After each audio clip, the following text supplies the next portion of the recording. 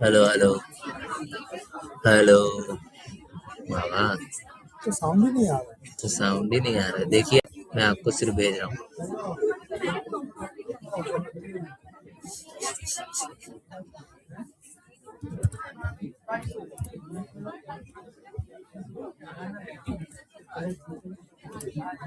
बोलिए सर, कुछ गाना बजाओ, गाना बजाओ।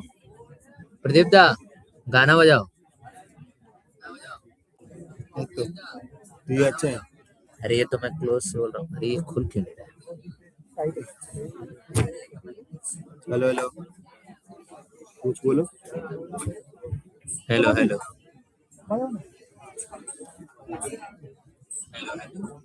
डिले हो रहा है। डिले तो होगा, वो 5 सेकंड का डिले होगा।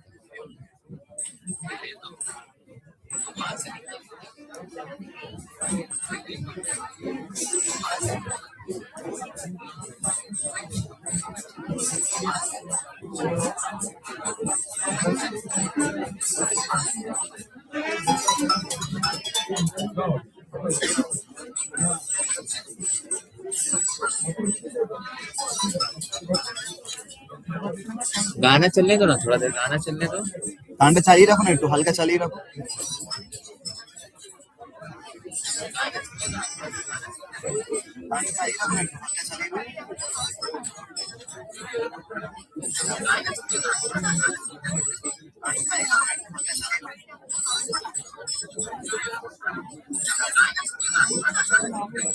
गाना चलिए ना।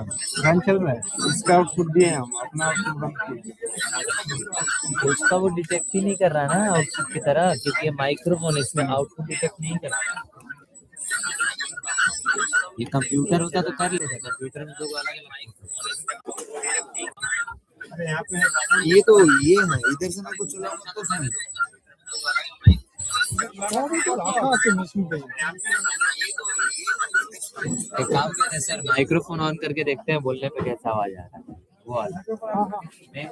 हाँ करो करो करो करो।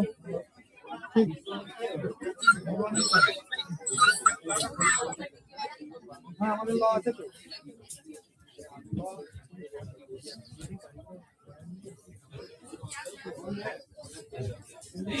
उधर से हेलो हेलो बोलो। Hello hello hello hello hello hello hello.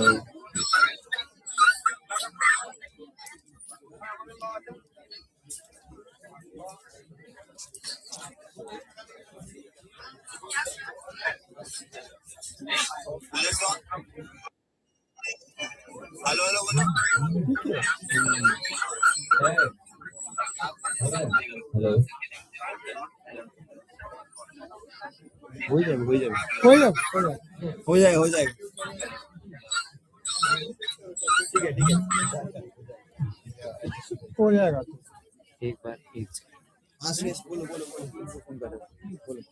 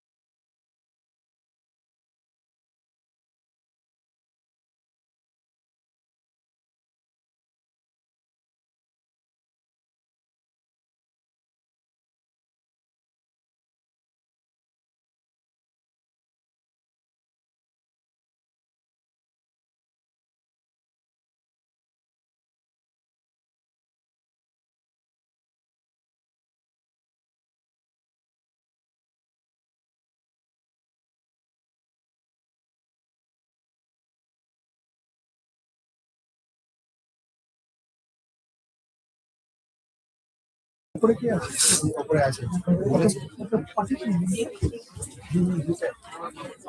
very good morning.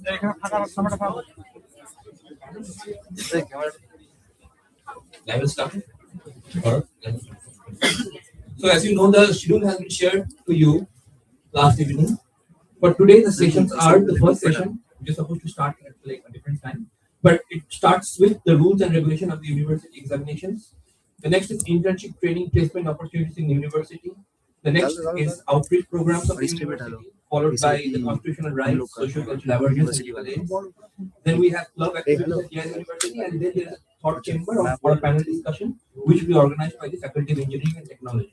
So for the first session, we already have Shantanu sir with the Deputy Controller Examination. And may I now please invite Dr. Sanghamitra Kundu, Sanghamitra Madam, who is the Controller of the Examination JIS University. They have all met her, but it's time to meet her once again. Today she will be elaborating on the rules and regulations of the university.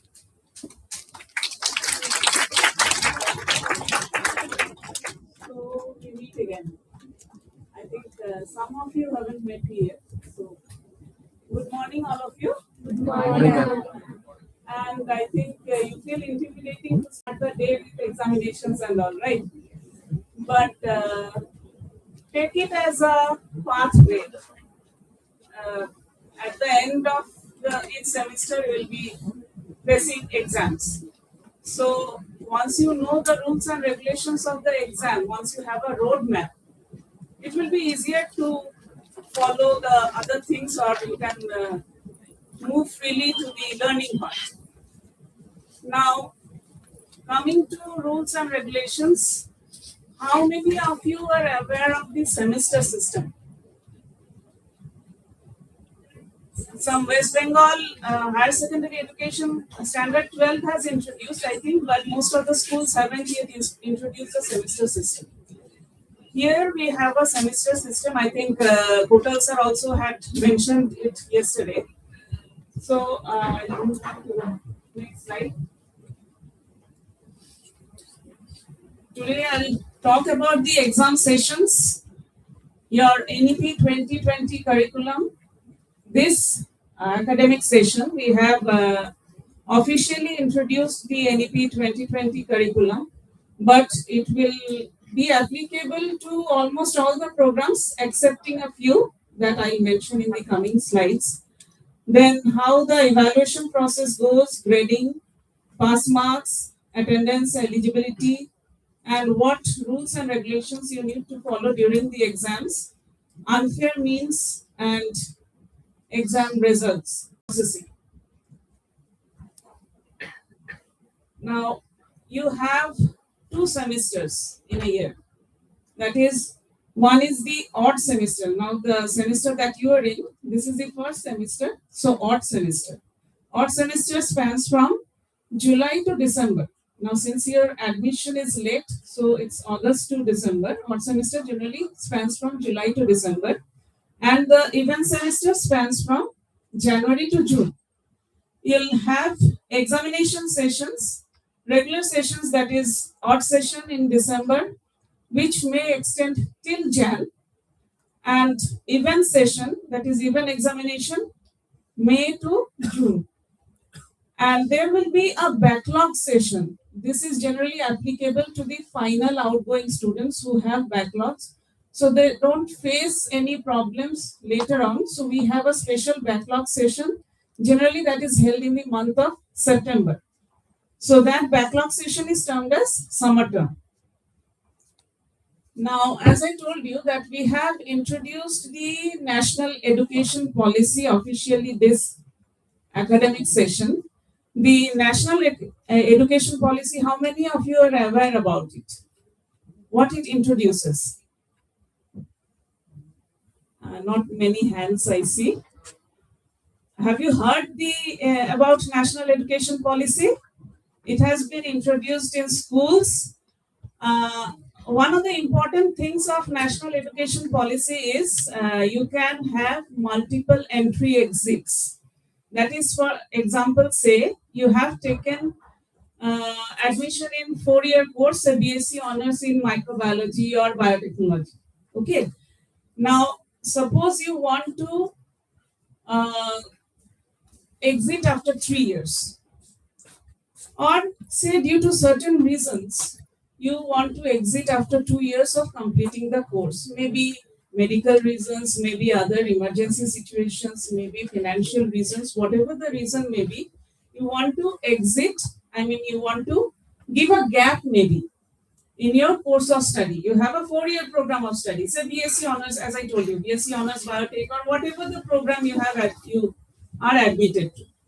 In that case, you can take an exit after 3 years, but in that case, you won't be getting honors. You'll be getting, say, BSc Microbiology, General, BSc Microbiology, or BSc Biotechnology, or whatever the program you have chosen.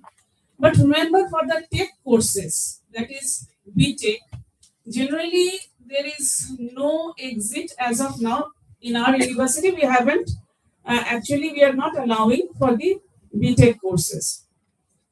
And also, I'll be coming later on that for pharmacy courses or say agricultural courses, we follow what their statutory regulations tell us. That is, for pharmacy courses, we follow Pharmacy Council of India regulations. For agricultural courses, BSc Agriculture, we follow Indian Council of Agricultural Research regulations, and so on. Now, suppose if anybody wants to exit, say after 1 year, you have joined for BSc Honors and you want to exit after 1 year due to certain excruciating circumstances, then in that case, you can exit after 1 year, but there are certain clauses. Every semester or after every year, you need to complete a minimum of 40 credits. Now, minimum 40 credits is set by UGC, but every department will have their own curriculum, which may exceed 40 credits. It may be, say, 42, 43 per year. Now, once you want to exit after the first year, you have to complete that minimum credit in your curriculum, plus you have to also complete a 4-credit course, 4-credit internship, or 4-credit training. So that you have to complete, say, whatever the minimum curriculum credit is there, say 40 credit, 40 plus 4 you have to complete. After that, you get the certificate degree after 1 year. Is it clear to all of you? Many of you, I feel, you are not able to understand. Ma'am, please repeat it again. Shall I repeat it again? Ma'am, can you please repeat it once the credit system? Okay, I'll repeat it again. Suppose you have taken admission in a 4-year honors course. Okay, say BSc Microbiology. Now, I'll repeat another thing again.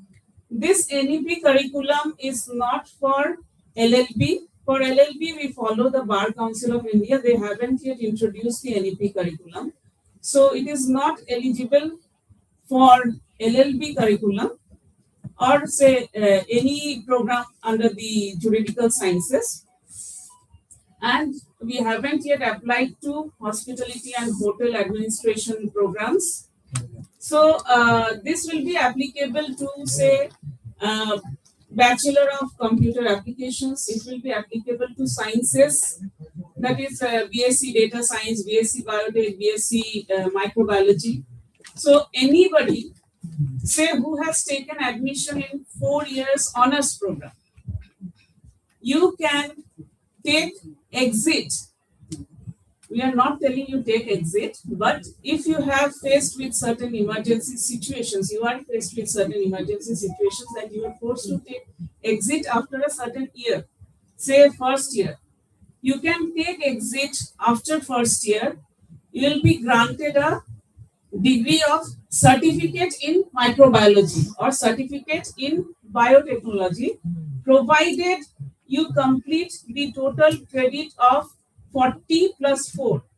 For each year, you have to complete a credit of 40. That means after 4 years, how much credit you need to complete? 160, isn't it? So for each year, if you complete 40 credits, you are completing 1 year. But if you want to exit after the first year, you need to complete another extra 4 credits in internship. So 40 plus 4, you need 44 credits to exit and get the certificate degree.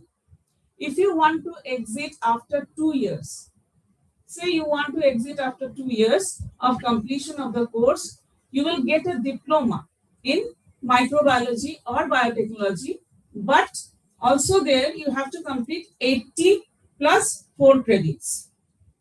There is 4 credits in training or internship. And after 3 years, there is no such mandatory training of 4 years. It will be incorporated in the curriculum. So if after 3 years you want to exit, you will not get honors, but you will get BSc in microbiology or bachelor's in computer applications, and you can exit. Is it clear now? Yes. Now, what are credits? I'll come to that. Probably you are not able to understand what are credits. I'll come to that. Okay. Now, this NEP curriculum, the courses that you will be having in each semester, you will be having say 5 to 6 minimum courses.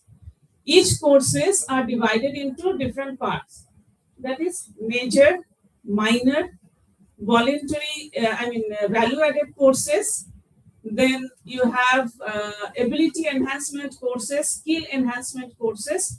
Each are assigned certain credits. As I told you that each year you have to earn certain credits, 40 credits per year. 40, it may be 43, it may be 42, depending on the curriculum of your program. Now, each credit, here we have major. Major means the course you have taken admission to. That is, say, if you have taken admission to microbiology, major is your microbiology. You have to complete 80 credits in subjects of microbiology. Am I clear? Now, suppose you have interest in addition to microbiology, some of you may have interest in computer subjects. So you may also get a minor if you complete 32 credits in, say, computer science. So in that case, your degree will be, after the end of 4 years, your degree will be Bachelor Honors, BSc Honors in Microbiology with minor in Computer Science. Up till now, am I clear to all of you? So that is what my major and minor is. Okay. Now, as I told you, your whole curriculum will have divisions of major, minor, value-added courses, multidisciplinary courses, that is not your discipline, it may be of different disciplines. Then skill enhancement. Indian knowledge system is one course which is mandatory for all of you. Now, this Indian knowledge system, what UGC says that there 5% of all your total credits, minimum total credits, say 160 is your total credit, 5% that is 8 credit. You should study 8 credit of Indian knowledge system courses. So say you have one course in Indian knowledge system of 4 credits, then you need to study 2 courses of 4 credits, or say 4 courses of 2 credits. Total 8 credits in the whole program duration. Then there is internship, apprenticeship, community engagement. All this will come under your curriculum. Now, you can see one is, there is written research project. Now, suppose some of you are interested in doing research in your last year. You have that facility provided that you have no backlogs throughout the 3 years of your program, and you have actually gained 75% throughout your program. 75% and above throughout your program. If you maintain that, then in that case, you can opt for research. So in that case, your degree will be BSc honors with research in microbiology or biotechnology. Is it clear, or shall I say it again? Is it clear? So I'll repeat again. If you want honors with research, you have to score 75% and above throughout your 3 years, and you should not have any backlogs throughout the 3 years of your program duration. Then you can go for research in the 4th year. And that research project will be of 12 credits. Those who are not taking research, they'll have an equivalent of 3 courses of 4 credits. Clear? This I will skip. As I told you, that what are the NEP oriented programs we have? All the programs under sciences, management, advanced studies, agriculture, engineering and technology, education and pharmacy. All these programs are under NEP, and not NEP oriented programs are those under law, under medical and hospitality and hotel administration. I don't think hospitality and hotel administration students are here, so it is not applicable to them. Now, how your courses are evaluated. So you have 40% in internals and 60% external. That is, as I told you, you'll be having end semester examination at the end of the semester. Once, that is odd semester, this is the odd semester, you are in the first semester, so this is odd. So at the end of the odd semester, during December, January session, you'll be having one semester examination, odd semester examination. So at the end of the semester, the theory examination will have 60% of marks. You'll be evaluated out of 60%. And internal evaluation is again divided into 2 parts. You will have one mid-semester examination at the middle of the semester, which will carry 15 marks, and 25% will be continuous evaluation throughout the semester, that is assignments, projects, term papers, or quizzes that will be decided by your faculty. Up to this, is it clear to all of you? And also remember that you have to score, say the exam is out of 100, you have to score 40% in total. Out of 100, you need to score 40, summing up the internal and the external. That is one clause to pass the exam. Second clause is you have to appear for the mid-semester examination to be eligible to sit for the end semester examination. That is another clause. Also, additionally, in the end semester, you have to score 30%. 30% as in, you are giving the exam, say, out of 60. So 30% of 60, that is, in the end semester examination, you have to score how much? 30% of 60. You have to score a minimum of 18 marks to pass the examination. So there are 3 basic clauses to pass the examination. 1, 40% overall you have to score.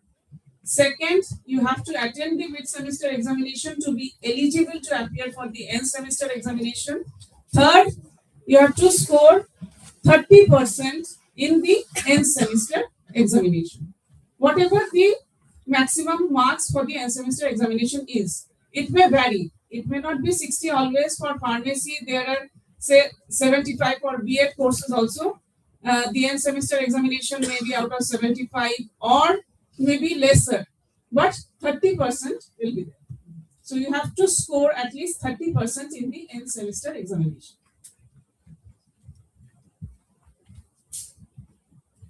And the laboratory courses evaluation will be based on your laboratory practical books, day-to-day lab evaluation, quiz assignments, and there will be end semester examination of 50%. 50% is internal and 50% end semester examination will be there.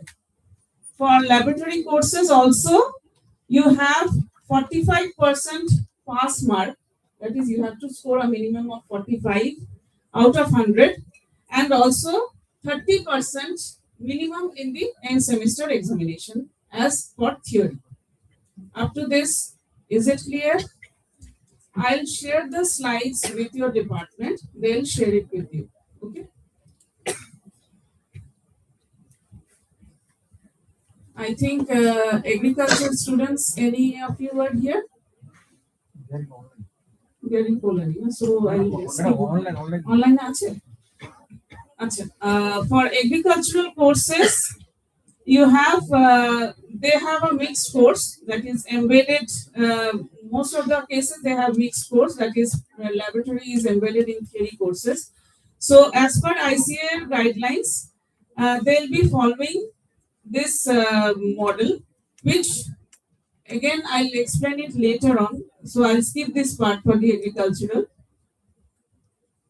Education, again, you have midterm examination for 30%, end term examination for 70%. As I told you, the regulatory bodies that we are following, PCI, that is Pharmacy Council of India, National Council for Teachers Education, NCTE for B.Ed courses, then ICAR for agriculture, BCI for law, will be following those. For other courses, we have the university regulations. Okay. And for Pharmacy Council, I think the pharmacy exam coordinators or department will explain it to them again in details later on. Now, the grading system. This, as you can see, I think those who are at the back, can you see? Yes? Sorry, you can come and sit at the front.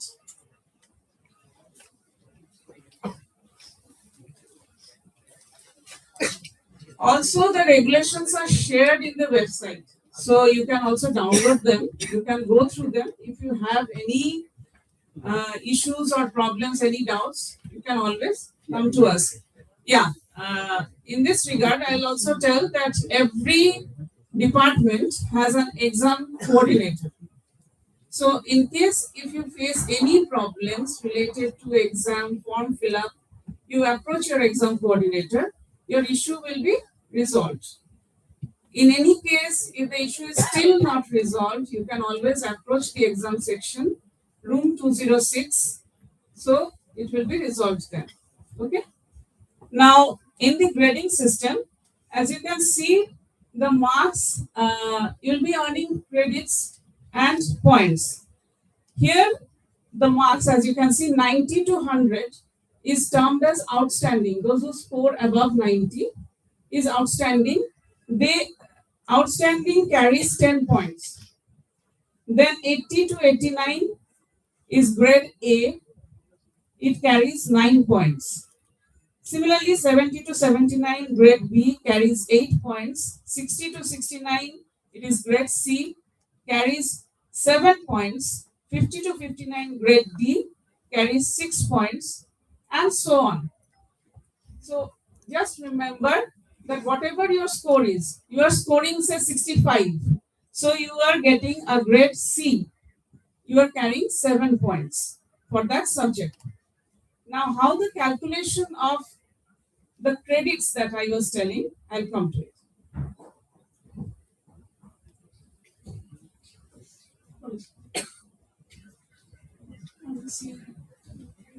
I tell the general part. Yeah. Now, what is a credit? Generally, one lecture per week is considered 1 credit. Or for a course, if there are 15 lectures in a semester, 15 hours of lecture in a semester, that is 1 credit. So a 3 credit course means you will have 3 lectures of that course in a week. Am I clear? I was talking about credits, right? That you have to earn 40 credits in a year. So you can see the credit subjects are assigned credits. All courses are assigned credits. A course which is taken has a lecture of 3 hours in a week will generally be a 3 credit course. A course which has 4 hours lecture in a week will be a 4 credit course. Or if a course has, say, theory and practical together, you have 3 hours of lecture, 2 hours of practical, that will be a 4 credit course. Now, practical of 2 hours is 1 credit. That is 30 hours of practical is 1 credit. So, I hope you understood the credits. Yes? Now, how do you calculate? Now, you'll be coming across the term grade point average, SGPA and CGPA. SGPA is semester grade point average. CGPA is cumulative grade point average. Now, whatever credits you are earning, that is, you saw one is 0.65. If you get, say, 80, how much are you scoring? 80 to 89? 9. It is A9. 9 points, right? So you scored 85, you scored 9 points in a subject which has 3 credits. So you earned a total credit point of 9 into 3. 27. Now you have, say, 6 to 7 subjects. The calculation is that credit of a subject into the point you are earning divided by the summation of all the credits. So you get the SGPA. I will show you a sample. It will be easier for you to understand. Is it clear here? I think you are not able to see. I'll just explain it a bit. As you can see here, there is a list of subjects. Okay. There are, I think, around 10 to 11 subjects here. All theory, practical, sessional, it is broken up. And credits are given. Say first 3 credits, then 4 credits, 3 credits, 4 credits, 2 credits. The credits of a subject are given. And also the grade point that a student has earned is being given. Says in the first point, 3 credit theory subject, the student has earned C. Okay. C means how much did he or she earn? C.7, right? So 3 into 7, the last column, as you can see, it is 21. Similarly, the second row, 3C, so 21. 4P, pass. Pass is 5. In that case, 4 into 5, 20. So the credit points are then summed up for all the subjects. The summation is, say, 120, I think it's 136.5. And the credit summation here is 20.5. Yeah, the credit summation is 20.5. So your SGPA, semester grade point average, is what you earn in each semester. So SGPA will be 130.5 divided by 20.5. Is it clear? Go through the slides once again. We'll be sharing it with you. So it will be clear to you again. If you face any problems, we are always there to help you. Okay. Now, CGPA is basically average of the SGPA. What you earn in 8 semesters after 4 years. The summation average of all the SGPA will give you the CGPA. Or it can be calculated in other way also. That is SGPA into the total credits of each semester divided by summation of all the credits will also give you CGPA. Okay. Now, how your grade card looks like. This time, initially we didn't show the marks. You only carried your grades, whatever grades are there, and the credit points. But since there is a clause, as I already told you, that you have to score 75% and above to earn your honors with research degree if you are interested in research. we need to see your percentages. You need to know your percentages as well. So this time we are introducing marks in the grade card as well. Whatever you score will also be shown to you along with the credit points. Okay.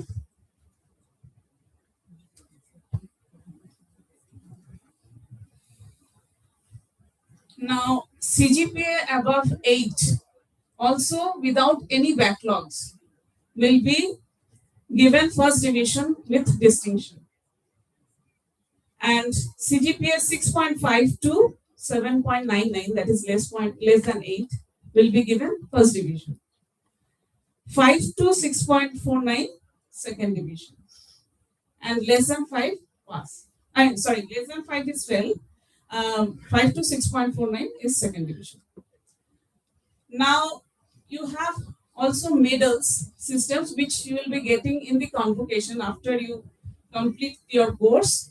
The medal system will be based on your CGPA in your batch. If you're a topper of your batch, then first, second, third topper will be getting gold, silver, bronze medal.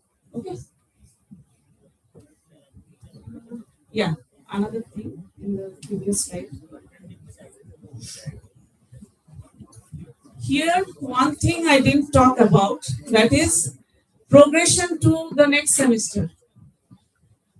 If you are not enrolling for, say, now first semester you will be enrolling. Say for the second semester, you are not enrolling for your second semester. Then you cannot progress to your third semester. Not enrolling means you are choosing to be absent, you are choosing to, not to come to classes. So you have to enroll in the subsequent semester to progress into the next semester. You have to register for each semester so that you can progress into the next semester. Am I clear? And the maximum program, also if you have a backlog in sessional, so remember this, if you have a backlog in sessional, you will have year lag, because sessional is a continuous evaluation subject. So if you don't score in sessionals, if you have a backlog in your sessionals, you'll get a year lag. So remember, do better in your sessionals. Also, the maximum program duration for NEP-oriented courses, your credit validity will be 7 years. As I told you that you can take exit, it is multiple entry exit, right? You can take exit after, say, 2 years. For certain reasons, you took exit after 2 years. You choose to come back and complete your degree of 4 years. You choose to come back and complete and take honors degree. So after 2 years, you complete 80 plus 4 credits and take a diploma. You go out, but you have to return back. Within 3 years, you take the exit. Am I clear? Exit will be only at the end of even semester, not odd semester. Even semester, because you complete one academic session. What do you mean by one academic session? That is one academic year, right? So you are starting from July to June. So at the end of June, you can take an exit. Every event session, you can take an exit. But if you take an exit, say after 1 year or 2 years, you have to come back within 3 years of your exit. Clear to you? And also remember that your credit validity for completion of the program, that is honors program, is 7 years. So suppose you take exit after 2 years, you come back after 4 years. What happens? You have already spent 6 years. Only 1 year is left. And am I able to convey it to you? You took exit after 2 years. You are coming back after 4 years instead of 3 years.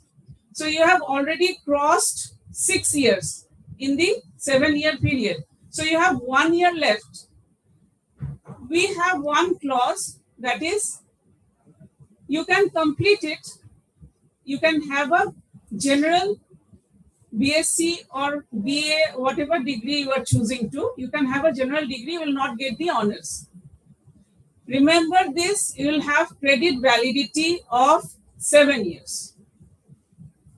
And for programs, those which are not NEP oriented, the program duration validity is N plus N. Suppose your program duration is 3 years, your maximum program duration will be 6 years. So whatever gap you are taking, you choose to complete it within 6 years. If it crosses 7 years, the maximum limit is always 7. Say you have a program of 4 years, BTech. You have a program duration of 4 years. You have a maximum program duration, say to clear your backlogs, to choose to come back if you have taken any semester break. You have a maximum duration of 7 years to complete your program to clear all your backlogs. Clear to all of you?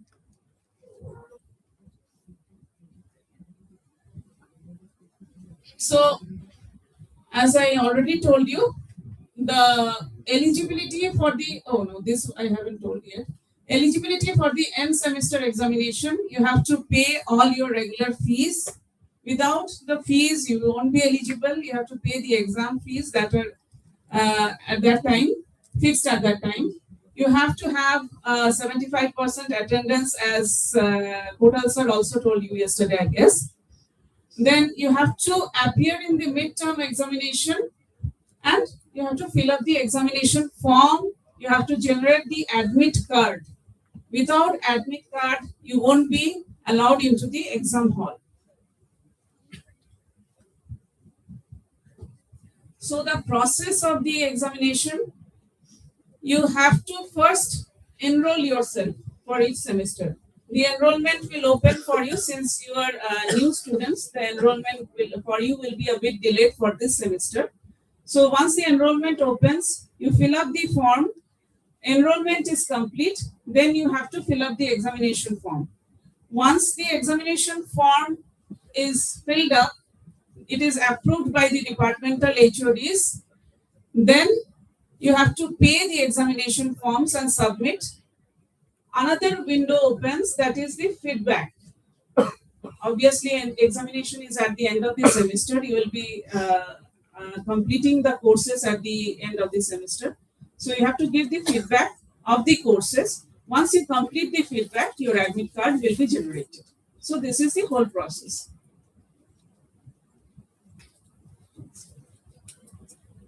The exam day conduct, you carry your identity card and admit card to the examination hall. Reach at least 15 minutes before the start of the exam. Do not come after 15 minutes of the start of the exam and tell that you be allowed. In extreme exigency cases, special permissions are given, but again, I'll tell you, come before 15 minutes of the start of the exam. Bring your own pen, pencil, eraser, water bottle. By now, you have already faced so many exams in school, so you are aware of it. And keep bags and belongings outside. That will be instructed to you anyway. And stay for half the duration of the exam. That is, if your exam duration of 3 hours, then minimum duration of stay in your exam hall is 1.5 hours. Okay? Hand over your answer booklets to the invigilator before you leave. And also do not carry your mobile or any electronic devices to the exam desk. So that counts as malpractice. Don't bring mobile phones, smart watches, programmable calculators. Arrive more than 15 minutes late. Do not arrive more than 15 minutes late. 30 minutes with only special permission. That also extra time won't be given to you.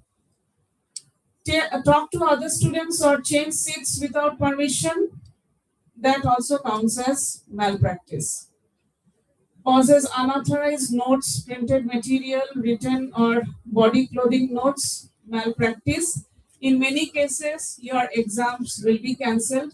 There is a malpractice committee at the end of each exam session. This committee sits, decides on various malpractice depending on the level of malpractice, and then either your exam may be cancelled, the whole exam may be cancelled, or that paper may be cancelled depending on the level of malpractice that occurs.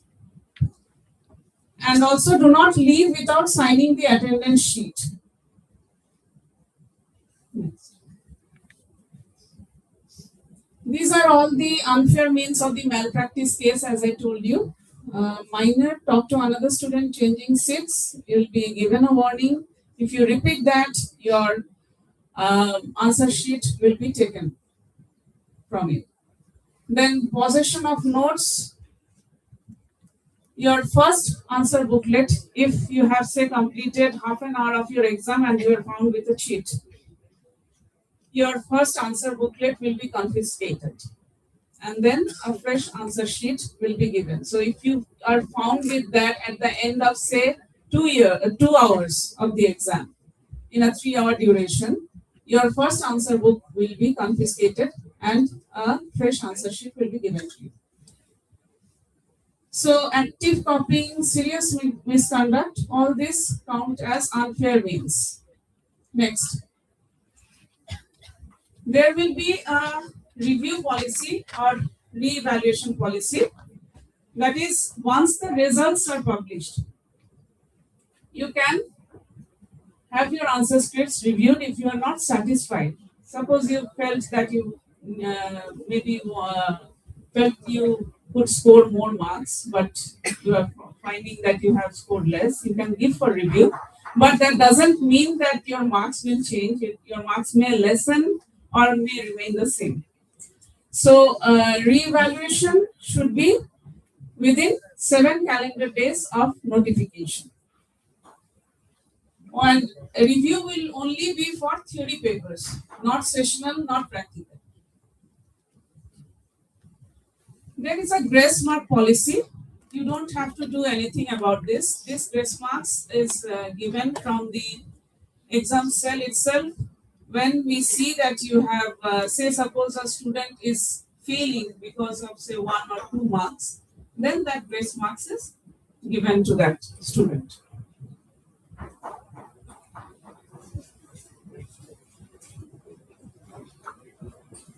This I have already told you that the statutory regulated programs will follow their norms, and summer term also I have told you, yeah, there is a limit in the summer term cases, that is final year and year-long cases may sometimes given, may be allowed in summer term. But remember, there is a limit to this number of subjects that you can appear in summer term. A total of 10 theory subjects is allowed in summer term, not more than that. So if you are say, piling up on your backlogs and you have say 13 or 15 backlogs, you'll be allowed only a maximum of 10 subjects in the summer term. And all what I have said is given in the regulations. That is also uploaded in the university website. The university website is, I think you already know by now. You go to the website, you have academic section. As you can see the top bar here in the right hand side. Under academics, you go to examinations, any forms, any other rules, regulations, whatever you need, all instructions are given under the examination section. Next. Yeah. Now, as at present, the end semester examination fees are 1,500, backlog 1,300, summer term 2,500, and so on. All are given in the website, so I'm not detailing on it here. As I can see, most of the faces are not interested anymore in hearing me because exams are intimidating, right? Anyway, 5 things you need to remember. Your I-card and admit card are non-negotiable at the exam hall. Unfair means even a phone in your pocket carries real consequences. Re-evaluation requests must be filled within 7 calendar days of review notification. And track the academic calendar or any notifications will be shared with you. So remain updated through the notifications. Maintain your attendance in every course, because if you are having less than 75% attendance, you will be debarred from mid-sem And if you depart from midsem, you are not eligible to appear for the end semester examinations. Am I clear? Now, this mic will be taken over by Deputy Controller, Dr. Shantanu. He will be talking about your ABC ID. Yesterday, Kotal sir had already mentioned about ABC ID, right? Academic Bank of Credits. We have talked about credits today. Now, say if you are, say, going out from here after your 3 years or 4 years, you collect certain credits, isn't it? You have, say, 160 credits in your bank after 4 years. Okay. Now you're going for, say, further higher studies. That academic bank of credits is the national depository will show your credits. You can also show it to the joining institution where you are going for higher studies. So that will be explained to you by Dr. Shantanu.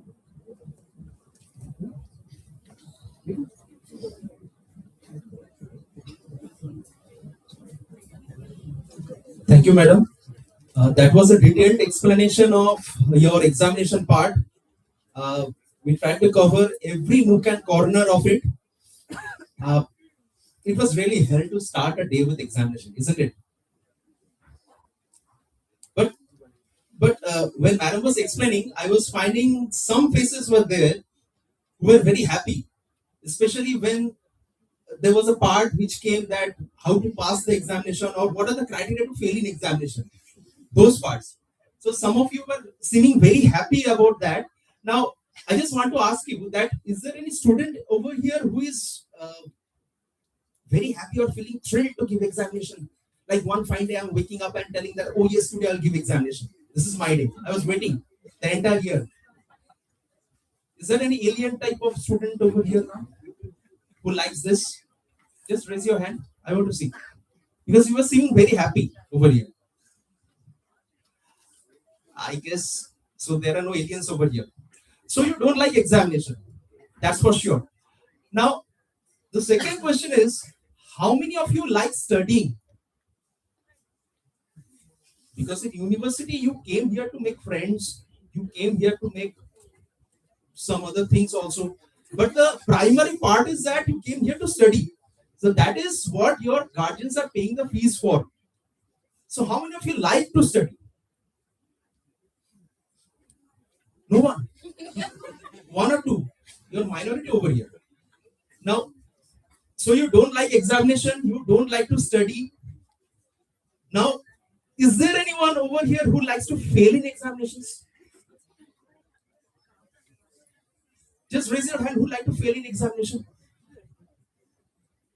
So just sum up. You don't like examination, you don't like to study, but you want to pass in examination, and I guess you want to get good marks in examination also. No, that's a tremendous contradiction of facts. So you like to have a good cup of tea without adding tea into it. It's just like that. I mean, if you want to pass in examination, you will have to study, first part. And the next part is that what is examination actually? Examination is actually the mirror of your grades, the mirror of what you learn over here. So that is actually the reflection after you pass out from this university. Anyways, I'll not elaborate things about examination further. I'll just move on to two different things over here. One is the NAD, National Academic Depository, and the ABC attached to it. And the next part is SWAYAM. So just start with NAD, National Academic Depository. Now, how many of you know what NAD is? How many of you have a DigiLocker account? Just raise your hand. So almost all of you have a DigiLocker account over here. Do you know what a DigiLocker account is? So just tell you, it is a place to store your certificates, store your data. Now, the DigiLocker initiative was started by the government of India about a decade before. And it started with the concept that if you can have a monetary bank where you can store your wealth, then there should be a bank where you will store your data digitally or store your certificates, documents digitally. Now, after a few amount of years, Indians with innovativeness, they started making forged fake documents and uploading in the DigiLocker account. Now, that became a problem for the entire nation. So what the government of India did in 2017 introduced the National Academic Depository, where the government of India told that now from now onwards the students can upload their grade cards and certificates into the DigiLocker account, but there will be a separate sector, NAD, National Academic Depository, where not the students but the institutions offering degrees will have to upload the grade cards, mark sheets, degree certificates from their end, so that there are no forged or fake documents into the DigiLocker account. So it is the government of India initiative, as I told. And NAD, what does NAD do? NAD actually compiles all the mark sheets and grade cards that we upload into the account, so that you can fetch the data whenever it is required. Now, this is the portal of NAD. The very first thing what you need to do is that you have to go to this portal. You can take a shot of this one. The address is given at the top. You have to register. To register, see at the right top corner, there is a button called register. You have to register over there, and you have to create an account of yourself. You have a DigiLocker account, but you have to create an account of NAD also over here, so that whenever we upload your achievements, your certificates, you can fetch those certificates wherever you want. So this is the process in which you can fetch your documents. First, you have to create the account. Second, after entering into the portal, you have to select your university or institution. For us, it is JIS University. You have to select JIS University. Then you have to enter the requisite details, your name, roll number, etc. Whatever it is required, it will be given over there. And after that, after entering the data, whatever certificates we have uploaded from our end, you can see that. Now, yesterday, Deputy Registrar Sir has told you about ABC. I just want to know, is there anyone over here who doesn't have an ABC account? Just raise your hand. You are Indian student or foreign student? No, because most of the foreign students, they don't have an ABC account. We need to create that. Now, what is this ABC? See, if National Academic Depository is the bank, then ABC is the bank account number. This is the unique number that is tagged to each and every student. It's just like your Aadhaar number that is tagged to each and every person of India. So each and every student studying in India will have a unique number attached to them that is called the ABC ID number, Academic Bank of Credits number. Now, this is the ABC ID sample which I have shown over there. Most of you have an ABC account, so you know how the ABC account looks like. Now, why this ABC is important? First of all, ABC is important for you to give examination over here, because if you don't have an ABC account, you will not be allowed to appear for examination over here. At the last and at the beginning, before that, you will not be allowed to get your registration certificate also. So if you don't have an ABC account, create one and submit it to the examination cell. And for others, we'll send a notification afterwards. After getting the notification, you also have to submit the ABC ID to the examination cell, because without the ABC ID, you will not be allowed to appear for the examination. Now, what does the ABC ID do? It actually helps you to store academic credits securely. So, madam has already discussed what are credits. Credits means each and every subject will have a tagged number to it. That number actually defines the importance, more or less importance of the subject. If a subject is of 4 credits, that will be of such importance. If a subject is of 1 credit, that will have a less importance than the subject which has 4 credits. So credit more or less signifies the importance of a subject in your grade cards, that how much the subject contributes to the SGPA in your grade card. So whatever subject you study, you pass, you gain that credit. Suppose a subject has 4 credits, you pass the subject, so 4 credits are added to your ABC account. Madam has already explained multiple entry exit. So suppose you exit from here and get admitted to some other college in India. So what does that college do? That college will fetch your ABC credits, that how much credits you have obtained from the previous institution. So that can be seen only through the ABC tagging. So that's why ABC is important. Now, so that's what I've told. It transfers credits between institutions. It allows that transfer, supports multiple entry and exit. Now, it facilitates interdisciplinary learning. That I will explain in the next section. And also, you can earn credits through other specified platforms. That also I'll tell you in the next section.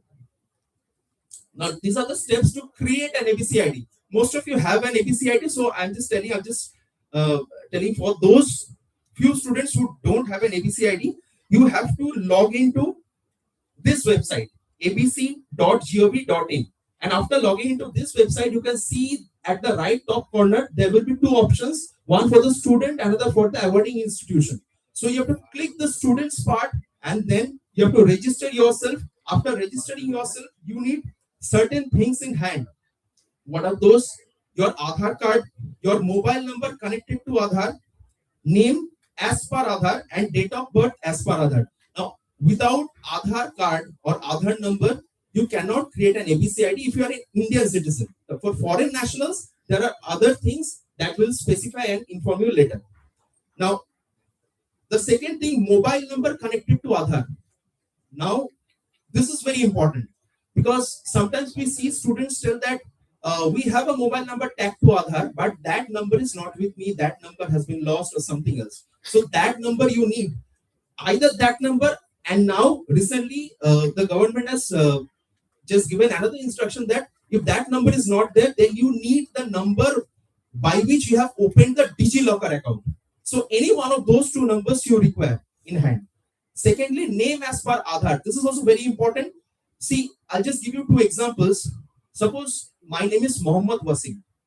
So this Mohammad can be written in different ways. I can write the full spelling Mohammad, I can write MD dot, or I can write simply MD. Same for suppose Shomir Kumar De. That Kumar can be written as KUMAR or KR dot. Now the students who take admission over here casually writes anything over there, that instead of Kumar writes KR dot. But in the Aadhaar it is written suppose Kumar. So whatever is there in your Aadhaar name, exactly those words you have to mention in your admission data and also in your ABC ID creation data.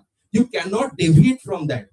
If there is any mistake in the Aadhaar card's name, you have to go carry on with that mistake only. Afterwards, you have to rectify your Aadhaar and then again you have to update your ABC credentials. But you cannot have different name in Aadhaar and ABC ID. That is not allowed. Now, these are the things that you need to do. You must create your ABC ID immediately.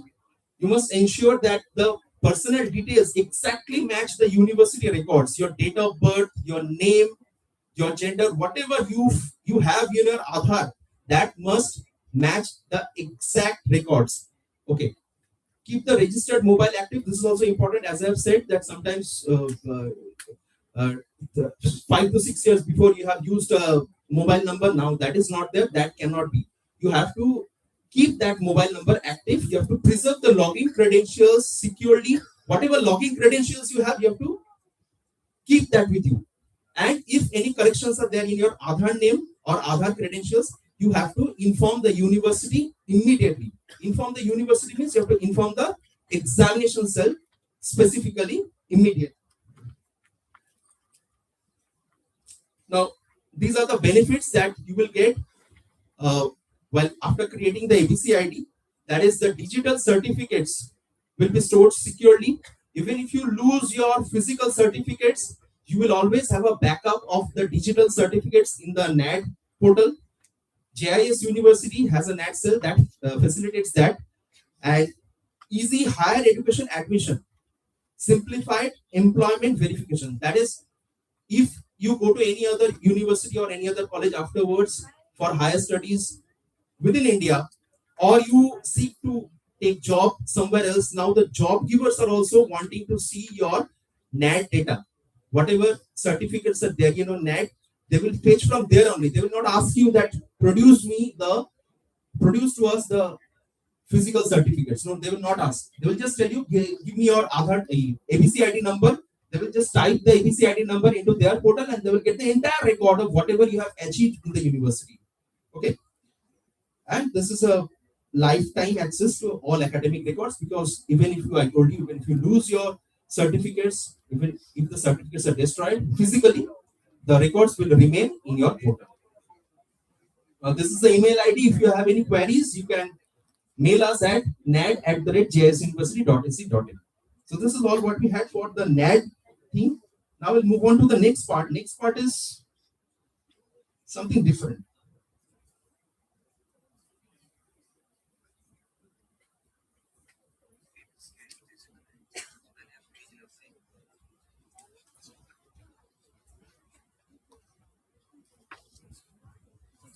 Now this is an interesting topic.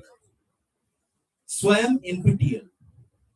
Now you have taken admission in JIS University. Okay. Now how it will be if I tell you, even if you have taken admission in JIS University, JIS University has adopted such a regulation that will allow you to undergo courses taught by the top professors of IITs and IISc Bangalore. Not only that, you can undergo the courses taught by the IIT professors. You can give examinations upon that. You can get certificates from them. That is, IITs will give you certified certificates after you pass those examinations, and those marks will be credited into your university grade cards. Now that is a very thrilling thing that we have in JIS University, because we allow the students to undergo courses taught by the IIT professors, to pass those courses and to convert those marks into your grade card data. Now this was the initiative which was brought by the government of India. SWAYAM stands for Study Waves of Active Learning for Young Aspiring Minds. That's the full form of SWAYAM. It is to tell you briefly what is SWAYAM. SWAYAM is just a platform. Okay. In India, there are many organizations which offer online teaching, online courses. Like IITs offer online courses, Sikkim Manipal offers, AICT also offers, UGC offers. So there are many organizations, statutory bodies which offer you online courses. SWAYAM actually integrates all those organizations, brings them together in one platform. SWAYAM has created its own website. This is the website of SWAYAM, and from there you can register and choose whatever course you want to learn according to your own wish. Not only that, after that you can give examination upon those courses and get certified also. So this is what SWAYAM does. Now, as I told you, there are many organizations which offer online courses. Among those hundreds and thousands of organizations, SWAYAM identified about 10 to 12 organizations which they allow into their platform to offer online courses. Now, these are the organizations which offer online courses through SWAYAM. We call them as national coordinators. Now, I have highlighted, so there are national coordinators. Yes, AICT is one national coordinator, NPTEL, UGC, CEC, NCRT. So these are the different national coordinators which offer online courses. Among those, we have highlighted the NPTEL organization. Why? Because JIS University is NPTEL local chapter also. Why NPTEL local chapter? Because JIS University has adopted the courses of NPTEL and integrated those courses and allowed those courses to get you credit transfer into your grade cards or your curriculum. Now, NPTEL offers courses primarily upon engineering, technology, and sciences. So, what is NPTEL? So, NPTEL is just one of the 10 organizations which offer online programs, online courses through SWAYAM. NPTEL stands for National Program on Technology Enhanced Learning. Now, it offers courses on STEM fields. STEM means science, technology, engineering, mathematics, management, humanities, and many other fields. Now, it allows you credit transfer. Credit transfer is whatever courses you learn from SWAYAM, through SWAYAM, you give examination. After giving examination, then whatever marks you get, that can be transferred into your grade cards. Through SWAYAM, you can do soft skill training also, laboratory workshops, gate examination preparation, internship, post-bac or pre-doc fellowships, and domain certification. I'll just explain you briefly about these things. Now, all these things, these are offered by the top IITs and IISCs. So there is a great opportunity for you students who are studying in JIS University to undergo those courses offered by IITs and to convert those marks into your grade card marks. Now, free soft skill training that is also offered through SWAYAM NPTEL. What is soft skill training? Is the job ready training like English communication, group discussion, and all those types of training. So you can undergo those trainings. Obviously, there will be certain restrictions like you have to have 80% attendance into those training things.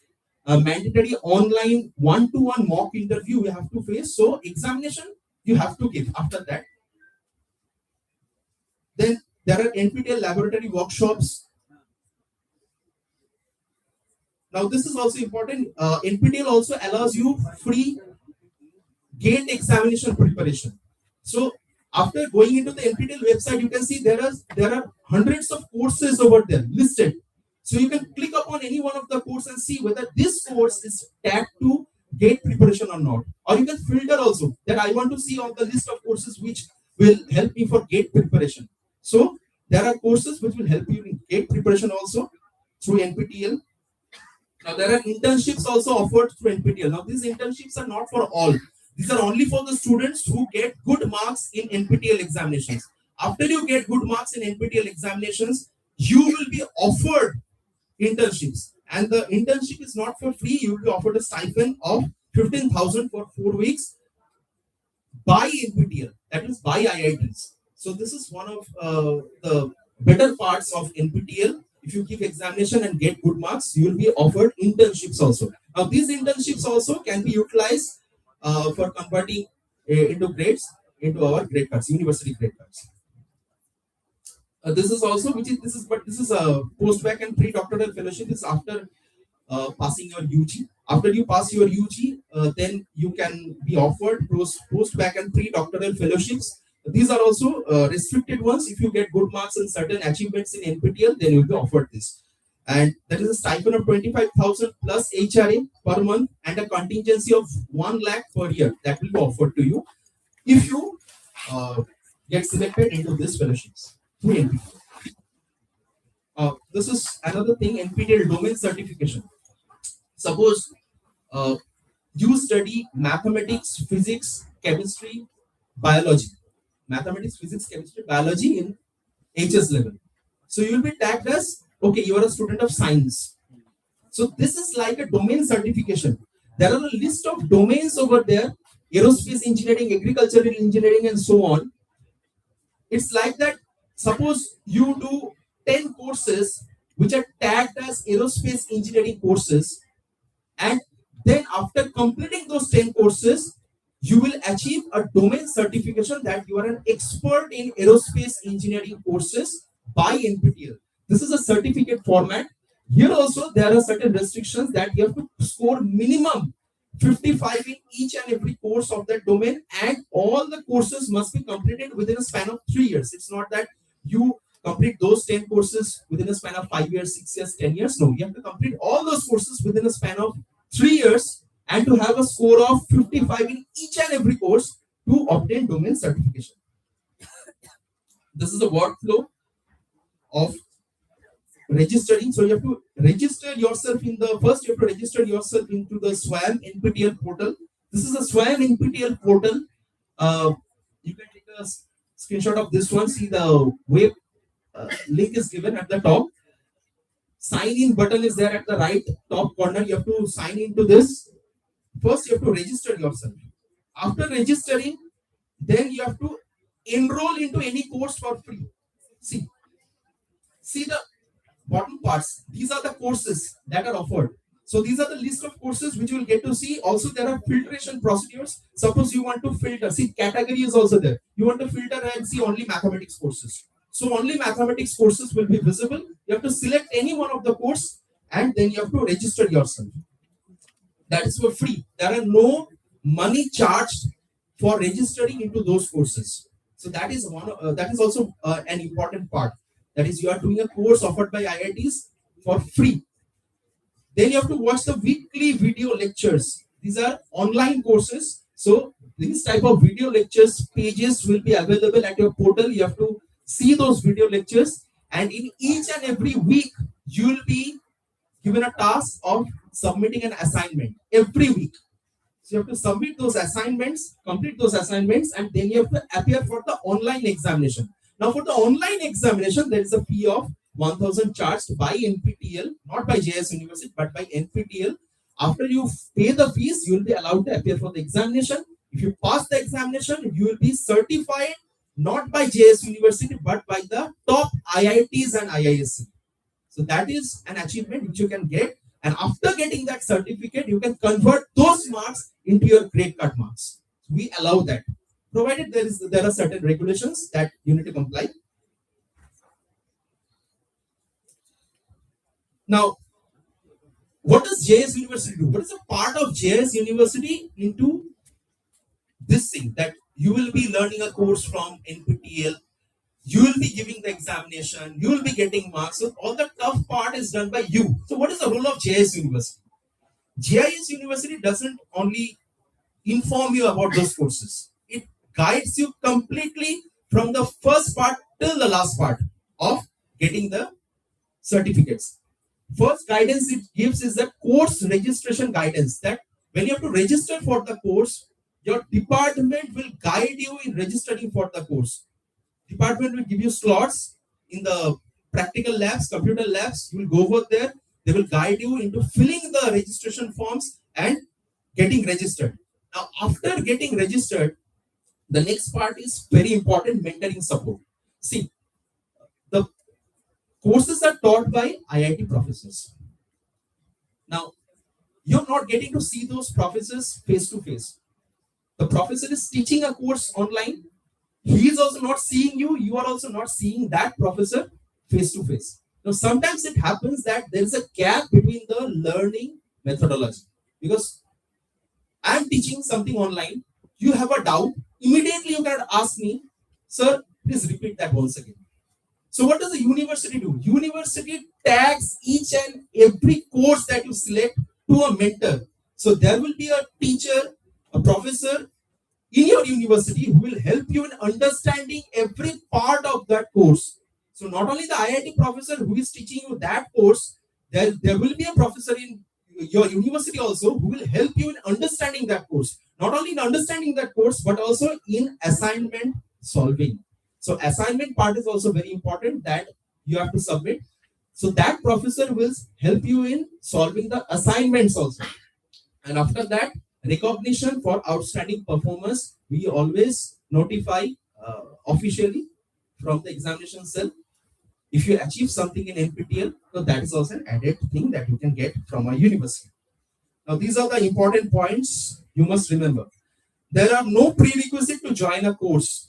So that is a great thing that NPTEL has opened for everyone. Suppose you are a student of science and you want to study history. Normally, universities will not allow, but NPTEL allows. It allows a student to choose any course the student wants. Okay, so that is the first thing. NPTEL identifies the learners by the unique email IDs. Now, whatever email ID you are using for NAT registration, for ABCID creation, you have to use that same email ID to register for SWAYAM and NPTEL courses. Do not change your email IDs every now and then. You have to have a unique email ID. Secondly, check examination dates before enrollment. Now, whenever the enrollment starts for a course in NPTEL, the examination dates are given beforehand. Okay, so you get to know that you are starting this course, learning this course. This is the examination date. The examination dates are normally in weekends, Saturdays and Sundays. It might happen that in a particular Saturday or Sunday, you will not be there. You will go to visit somewhere else. You are not there. So do not undergo a course which you cannot give examination. Okay. Now, a candidate can take a maximum of exam days into 2 courses per semester. As I've said, normally there are 2 examination dates, and in each date there will be 2 slots. So for a particular day, there will be 2 slots for you to give examination. So you'll be given 2 options per day. There will be 2 examination dates. So total, you can give the examination dates into 2 amount of courses. Suppose there is only one examination day, so there are 2 slots and you take 3 courses. So for 2 slots, you can give 2 examinations and 1 course remains unexamined. So it is always advisable that to take examination days into 2 number of courses per semester. Now, there is a drawback also in NPTEL that there is no provision for supplementary examination. If you fail in the course in NPTEL, there is no provision for giving supplementary examination through NPTEL. There is a provision through our university, that is a different thing, but NPTEL does not offers exclusive backlog examinations. Once you fail, gone. Just. So there is no provision for giving a retake examination or backlog examination. Physical calculator is not allowed. This also you have to keep in mind. If you have mathematical type of courses or courses which require calculators, calculators are not allowed into the examinations hall of NPTEL. There will be a software given by which you can do calculations. Now, NPTEL has a different type of crediting structure. There are 3 different type of courses which NPTEL offers: 12 weeks, 8 weeks, and 4 weeks. For 12 weeks course, the credits are 4. For 8 weeks, 3 credits, and 4 weeks, 2 credits. Suppose you have a university paper of engineering mathematics, and that engineering mathematics is also offered in NPTEL. But the engineering mathematics over here is of 4 credit, in NPTEL is of 2 credits. Then you will not be allowed to do the credit transfer.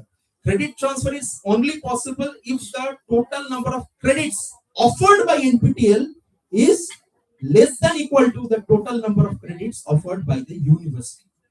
So that you have to keep in mind. Now this is the last most important part, that how to pass an NPTEL examination. So NPTEL examination is also of 100 marks. That 100 marks is divided into 2 segments: 25 internals and 75 end-term examination. Now the 25 internal is comprised of assignments only, that weekly assignments which I have told. Now passing in the weekly assignments is very easy for our students because the teachers will help you in submitting those assignments. But all what you have to do is you have to submit those assignments from your end. Okay, so getting those 25% of marks is very easy. The difficult part is cracking the 75% marks. That is the end-term examination which you have to give to the designated center, which will be there in your admit cards. Now that will be typically of 3 hours. It can be objective type examination or subjective. It depends upon the course instructor. Now what is the passing criteria? Passing criteria is 40% in each component. Like if that is 25 marks in internals, you have to pass in internals also, get 40%. You have to get 40% in end term also. Out of 25 in internals, 40% means 10 marks. So you have to get 10 out of 25 in assignments and 30 out of 75 in end term examinations. I'll give you an example where the student has scored 70 out of 100 but still failed. How? The student has got 70 out of 75 in end term examination. That's a great number, 70 out of 75. But the student has got 0 in internals. 0 out of 25. The student has failed. Why? Because the internal also there is a passing criteria 40%. So you have to pass in both the components to get the certificate. These are some standard gradations that NPTEL gives. It not only certifies you, it certifies you with some grades. Now those grades are not A, B, C, D, O, excellent, not like that. If you score from 90 to 100, then you will be tagged as elite gold. 75 to 89, then elite silver. 60 to 74, then only elite. 40 to 59 pass, and less than 40 is fail. Again, there are toppers also who are tagged, who get tagged into the NPTEL certificates. Top 1%, top 2%, and top 5%. Top 1%, 2%, 5% depends on the number of candidates giving examination. Suppose for a particular course, 10,000 students give examination. Now, top 1% means top 100 students will get tagged as top 1%.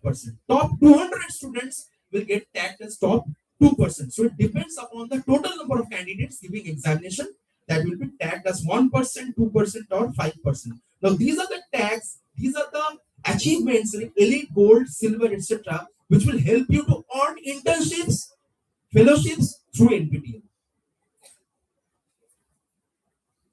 So these are some points I've already discussed, that why you should join the SWAYAM NPTEL initiative. First, credit transfer. You can convert those achievements into your credit card marks. We allow that, provided there are certain rules and regulations that you must comply.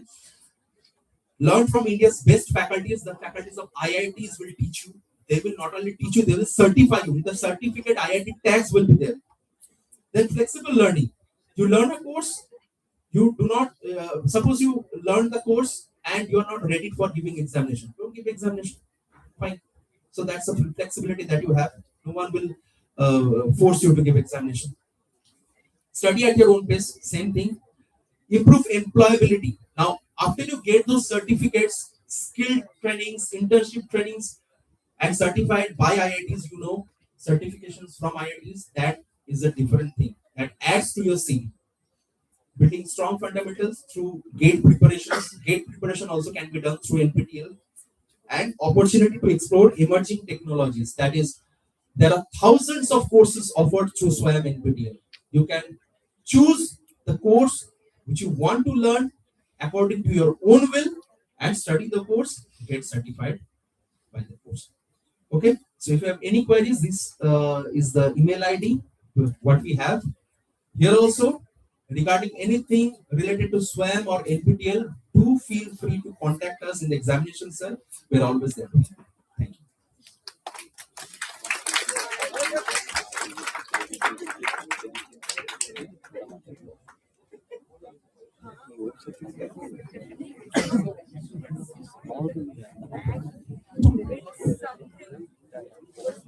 Yeah, it's something. What? Yeah, that was. Thank you to both ma'am and sir for delivering such an elaborate discussion on the exam system of the university. Matter of the fact is, if you do your studies regularly, you have multiple possibilities here. And if you don't, you will face the exams all over and over again for many and many examinations that you're going to face. Nonetheless, once again, thank you. Our next session is even more interesting. You do your studies here, you pass your examination, and then you do what? Go home. It's not like that, right? So you pass your examinations and you want to sit for your placement rounds and you want to get your jobs. And I'm not the most qualified person to speak about placement because we have the placement coordinator for JIS University, and may now invite both the placement coordinators to deliver a session on the placement opportunities in the university.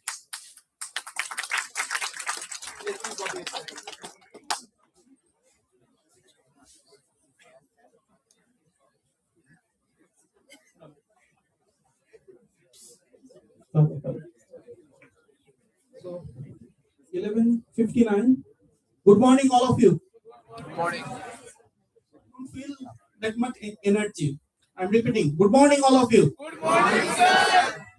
So I think my voice is enough. I don't require this microphone or something like that. So first of all, on behalf of JIS Group, JIS University Central Training and Placement Cell, once again I welcome all of you. So just after the examination process, the systems, the curriculum, credit points. So the next objective should be the placement opportunities. And it is well designed. These sessions is well designed. So first thing, how many of you have taken re-admission at JIS University after diploma, after degree? Please raise your hand. Those who have taken re-admission, probably after diploma, after degree, in masters, none of you. So first of all, let me introduce myself. Myself, Dr. Samrat Ghosh. I have been associated with JIS Group for more than 15 years as an associate professor. Currently, my designation is Training and Placement Officer of JIS Group. So, along with me, Mr. Pritam Bakshi is Training and Placement Officer of JIS University, taking care of the life science, the engineering, the pharmacy part. We do have Mr. Shaikat Mitra, Office Executive. He is the custodian of all the documentations of the training and placement set. So you can see over here. So the thing is that training and placement, it is a continuous process. It's not like that in the fourth year or after passing out or after getting the degree, diploma or masters, you will sit for the the final process of your career. It's not like that. You need to prepare from day one. Day one means from today itself, you need to think what is the main objective.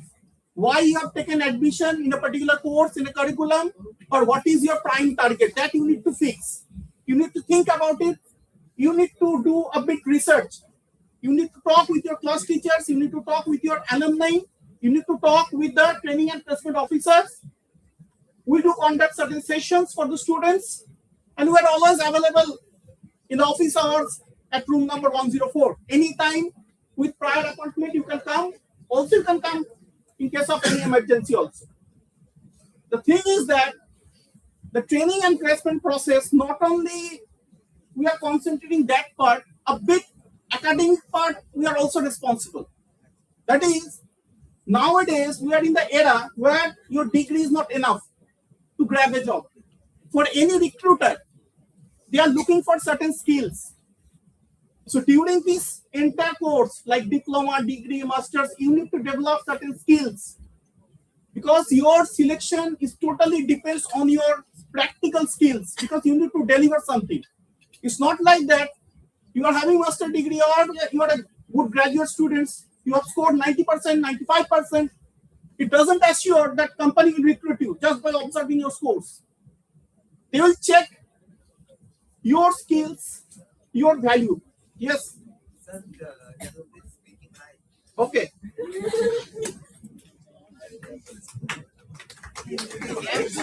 Thank you for the suggestion. Actually, I thought that I'm audible from the last mention also.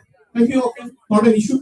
So what I'm telling that you need to focus on the skills, considering the subjects, whatever subjects you have chosen for your graduation, for your post graduation, specific skill set you need to develop. And what are the skill sets? I'm not going to discuss all those things over here. Time to time, course or stream specific, we used to conduct the sessions, and during those sessions, we'll discuss all those things. The basic process which I want to discuss, that is for training and placement, we do arrange BCT training, beyond the curriculum training. We do arrange several skill enhancement programs. We do arrange industry academic talk. We do arrange alumni meet, and so many programs for the students. My suggestion is that although it is all optional, it's not like mandatory, all of you need to attend those sessions. It is always optional, because that totally depends on your mindset, that after post-graduation, you may choose R&D, you may go for higher educations, you can join any industry. So depending on your target, you need to choose the source sessions. But we always encourage all of you to join those programs, to attend those programs. This is the first thing. The second thing is that, which is very, very important, from third year onwards, for diploma in the final year, for pharmacy in the final year, we do circulate one registration form through email, through WhatsApp, through notice. That you need to fill up those things. Like, we need to understand what is your objective, and accordingly we categorize those students, and then we allow those students to attend those sessions. This year we have conducted, I'm talking about the pharmacy, more than 60 companies, they have conducted the drive. For other streams, apart from the pharmacy and life science, the number of companies are around 100 plus. The advantage of JIS group is that you have taken admission at JIS University. Okay, it's very good. But at the same time, you can avail those opportunities which is also available in other colleges, including our JIS group. JIS group is not a small group. It is the largest educational group in the Eastern India. In West Bengal itself, we have multiple colleges. We are running the same courses in other colleges also. So as a training and placement team, we do have a great number of training placement officers.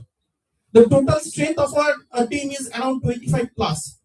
So 25 plus individual personals they are concentrating only for your training and placement. So it's a big thing. So that's why whenever any opportunity came to any college, if your degree, your score, your credentials comply with that opportunity, we circulate the same notification in our university also. That means, as you have taken admission at JIS University, your placement opportunity is not only limited inside our JIS University, but entire JIS group. So this is the unique platform where you will get multiple opportunities. So this is the greatest advantage of JIS University as well as JIS group. But as Madam and Sir has already mentioned, the degrees, the credit points, the scores, the regularity, all those things are mandatory.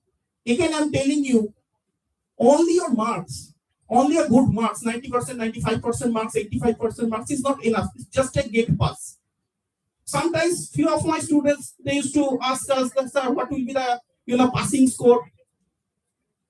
Like for any individual company, XYZ company, whenever we circulate the notification, there is always a cutoff that at least 70% score, at least 75% score, at least 85% score. These are the basic requirement of the company to apply for that opportunity. So naturally, you have to score good marks. There is no option. There is no option that, okay, just by passing the degree, I'll be eligible for the, for the placements and I'll secure a good package. It's not like that. Getting a good marks, maintaining the regularity, attending all the technical session, the practicals, theory, practical, this is mandatory. There is no such option. It's not like that 75% marks is the minimum attendance, 75% attendance is the minimum attendance which is required to get the admit card for the semester examination. It's not like that. That is the minimum criteria. It has to be 10 to 100%. If it is not, because we also know that certain things may came during the whole process. It's not like that 100% attendance should be there for all the students, but it has to be maximum. And your own commitment, dedication, and target orientation. This is very, very important. You cannot distract yourself on day-to-day basis. Today you thought that, okay, I'll opt for masters, and tomorrow again you think that no, I think I should go for a job. I should start my professional career after graduation. It's not like that. Once you fix your target, and accordingly you need to prepare yourself for that. You need to develop certain skills, and you need to improve each and every, the passing grades. Because every day it's a challenging world. First of all, I have been associated in this segment for more than 12 years as a training and placement in charge. I have seen so many changes. Like today's requirement from the corporate world is entirely different. If I compare it 10 years back, every day something new. So you have to cope up with the requirements of the corporates. Always you need to search on internet what is the current reality, and according to that you need to develop yourself. Obviously, as training and placement cell, as JIS University, we're always there to support you. We do have our own, apart from the academic curriculum, we do have our own training sessions, the programs, the sessions, the workshops, everything is there. But without your support, without your active participation, it will be impossible for us to place you. So this is the current reality. I don't want to take so much time. Just I want to pass on this mic to Mr. Pritam Bakshi to say a few words to my students. Pritam, please. Good afternoon, everyone. I think you are a bit tired, right? A long session from the morning. Okay. So let me first introduce myself. My name is Pritam Bakshi. I'm the Assistant Training Placement Officer of the JIS University. I'm basically taking care of the life science and pharmacy mainly. Apart of that, I'm also taking care of the MBAs, BBAs, and BTechs as well. Okay, so the first thing I want to tell you guys, I will tell you my story. Okay, previously I was working with IQVIA. It's a Fortune 500 company. Now I'm here. So I am also a student of this JIS group. Okay, I am also a student of this JIS group. I did my masters in pharmacology from JNI PhD, and I also got the placement, my first placement from this group only. So now I'm here. I'm there to support you guys. All I can tell you one thing. I have seen JIS group as a student, as if I'm seeing right now as a employee. All I can say, you are in good hands. All I can say, I can rest assured you that you are in very good hands, and we have a fantastic team, and they are always there to support you. That's all from my end. And lastly, I want to say welcome to JIS Group, welcome to JIS University. Okay, thank you. So we are also having our office executive, Mr. Shoikat Mitra. I would like to request Shoikat to say a few words about the documentation process. As I said, our placement process begin in when you are in pre-final year and final year. Then we would circulate a Google Form link, data capturing link to all of you. Those who are interested would respond with that link, and we will then process about the database. That's all. So thank you, Shoikat and Pritam. So that's all from my end. If you have any queries at this moment, you can ask. At least we can take few questions if you have any questions, any doubt. Anyone? Otherwise, I can pass on this mic for the next session. Anyone having any doubt, any question right at this moment? I have a question.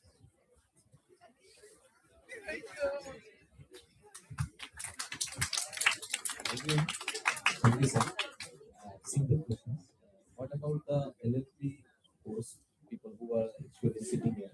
What about their job and placements?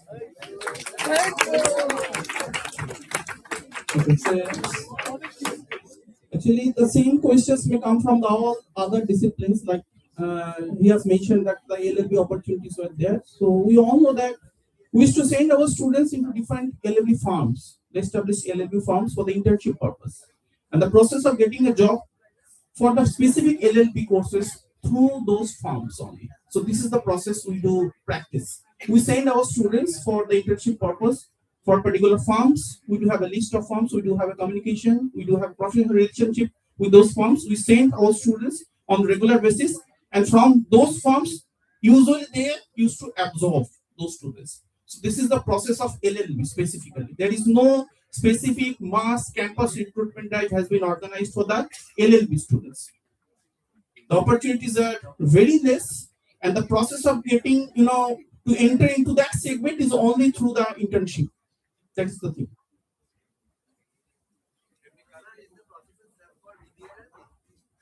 Yeah, the process is same for LLB, BBA, LLB process. Same. Because see, for every segment the requirement is different. For an example, let's take an example of pharma. For pharma, if you want to place the students in production QC QA, they must join those industries as an apprenticeship. They must start their career as an apprentice. Then only after 1 year, they will get absorbed by the company in a permanent position.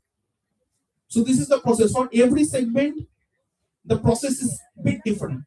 It's not unique or it's not the same.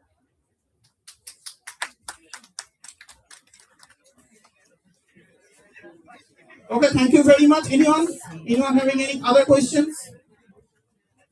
Thank you. Thank you.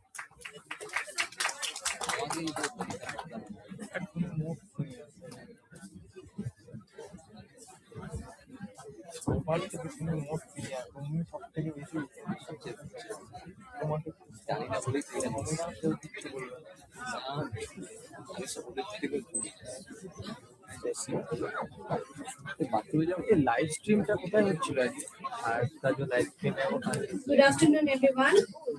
I hope you all are there, not bored, not sleepy. And the last two sessions were very productive. Definitely, you require that. but this session is something which I think you will be very much interested in. We here we try to promote outreach activities. But before coming to that, tell me, how many of you are interested in charities, donations, NGOs? You're not interested. Have you ever contributed to NGOs, charities, donations? You did, right? So, the outreach activities for students is basically where we provide you platform so that you can reach out to those section of people who are less privileged. I think we all are quite privileged in society that we are getting a place to stay, proper shelter, food, education, which are our basic rights. But there are people out there who do not have proper shelter, clothing, food, education. Their basic rights are missing. So, as a university, we try to provide platform to the students to go out there, to reach out there, to uplift those sections of society. So the outreach program is basically to help uplift and support those who are deprived of certain services and rights. We go there. We go to those places to provide those services. They do not have to come. We are the one who try to reach out to them to provide them those services. So the key component of outreach is mobile facility. And in other words, they are meeting those in need of these outreach services. So, what are the objectives of these outreach programs? Sensitize students towards their duties and responsibilities within the society and country. So, we know that there are rights and duties. Some people enjoy their rights while the other people try to do their duties. So basically, have you heard of the word national scheme, NSS? Have you? NSS activities, do you have any idea? National Scheme Service? So, through NSS, we try to provide some awareness campaigns. In fact, law students, they have this opportunity to go out and provide free legal aid services. Not only that, tree plantation in the localities, in the local community, we try to provide awareness through various counseling related to education, counseling related to women's rights, and so. So, Swachh Bharat Abhiyan, tree plantation, planting of saplings, वगैरह, we do all this kind of things. So, you will see that your departments, through the institute, they will be conducting various such activities where you can take part. You can go outside your campus, beyond your campus. You can participate in these activities, and I am sure that you will definitely enjoy doing this because it not only instills a sense of social responsibility among all, but it also helps you to go to the grassroots level and solve the problem. Because only learning, only personal success is not enough. Apart from personal success, you also need to reach out to the poorer sections of the society. I will not take much time of you. I can see many bored faces. So I would just tell you that you should be very proactive in taking part in all of these activities. Okay? Thank you.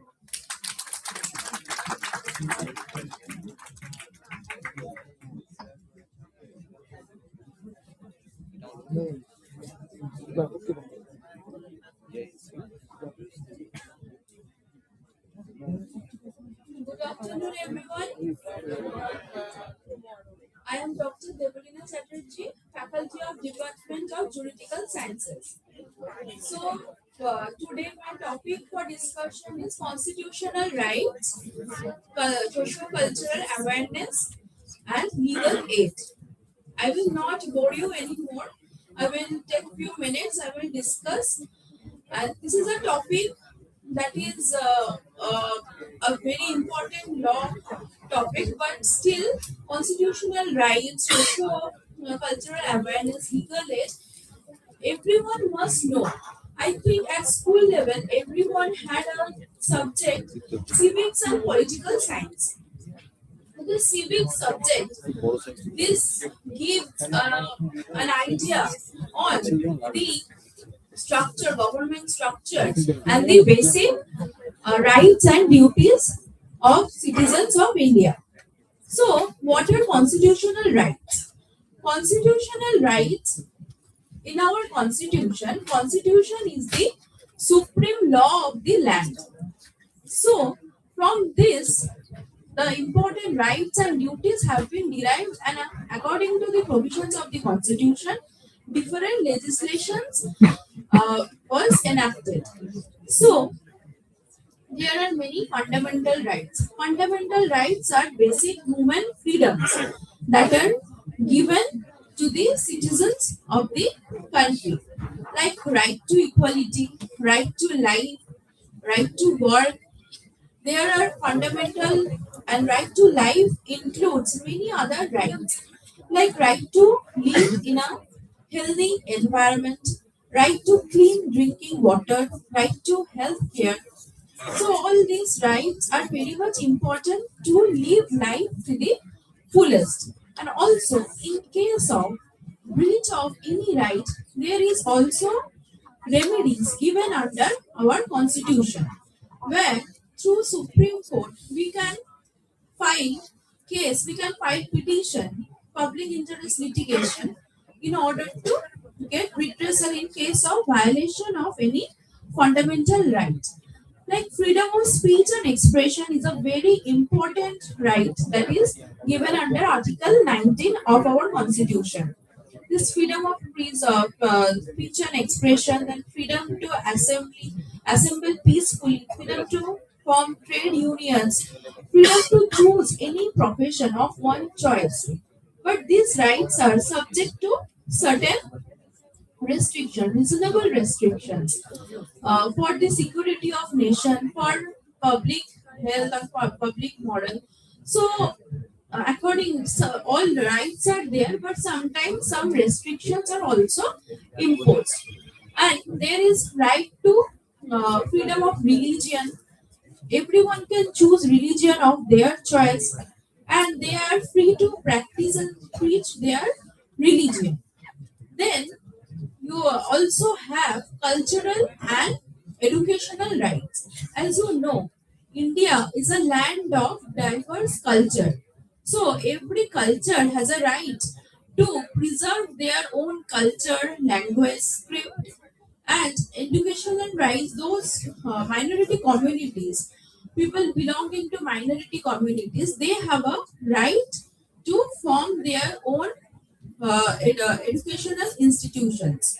So all these rights are very much important, especially for vulnerable population, women, children. For women and children, under Article 15, special provisions can be made by the state. So there are many legislations for the development of women and children. And after fundamental rights, as you know, with rights there are certain duties. Always there are duties related to the rights. So citizens also have fundamental duties. As you know, that we have to respect our national flag, national anthem, and have to render national service in case of emergency. Then we as citizens have also some duty towards our environment. We have to protect our environment and wildlife. And also parents have duty to provide their children basic education. Right to education is a very important right. Children between the age group 6 to 14 years, they must receive elementary education. That is why there are government schools where midday meals are provided in order to increase these students in the schools. So basic education, vocational training, all these are necessary. Along with this, we have right to work as well. Both the gender, men and women, equally have right to work, and also equal remuneration for equal work, equal pay for equal work. So and also forced labor, then exploitation, trafficking, all these are prohibited by our constitution. So, and also in part 4 of our constitution, we have directive principles of state policy. So, directive principles of state policy are not enforceable in court of law, but these are like directives to the states that what state should do in a welfare state for good governance and for ensuring social justice. So the state must take appropriate steps to ensure right to work, to provide public assistance in case of disability, illness. So social security schemes are also there. These schemes are also very much necessary. And for the second topic, that is social cultural awareness.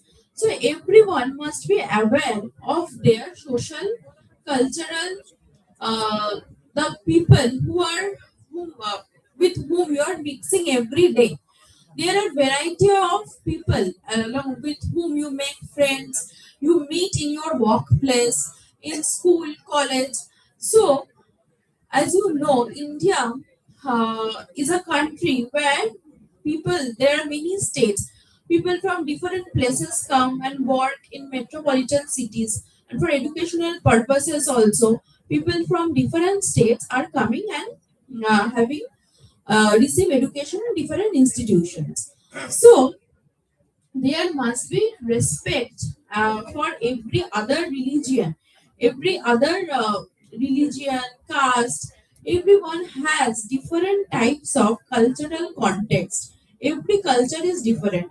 We must learn and also appreciate each other's culture. So as a result, it will be better for everyone to work together or to learn together. Then lastly, the legal aid portion under Article 39A of our Constitution, the state must ensure social justice and legal aid. This is a very important directive principle of state policy. So, and accordingly make laws in order to promote social justice. So, you must have heard about legal aid clinics in colleges, in law colleges. There is a department, legal aid cell, where needy people, poor people can come to seek legal advice. And in our country, we have an act, that is Legal Services Authorities Act. So, as per this act, this Lok Adalats has been created, where needy people, beggar, or people who have been exploited, people from scheduled castes, scheduled tribes, women, child, they can come to seek legal advice on family disputes, civil matters, property matters, motor vehicle act disputes. So this can be resolved amicably, and conciliation can take place. Conciliation is a method of out of court settlement, and in some criminal offences cases which are not compoundable can also be settled in lok adalats.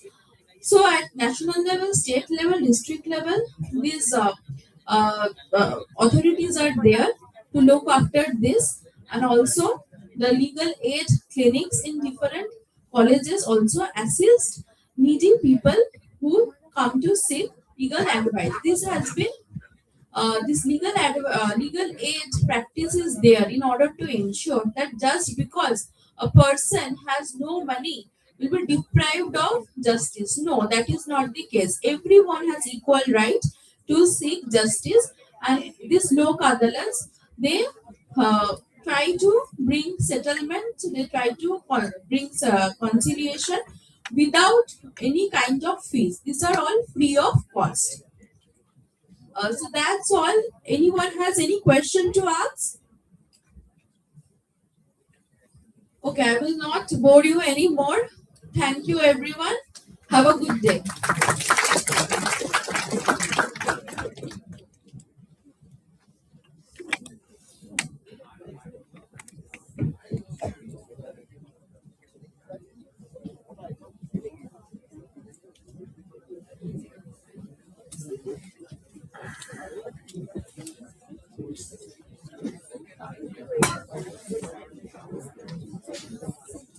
Wait अभी खत्म नहीं हुआ है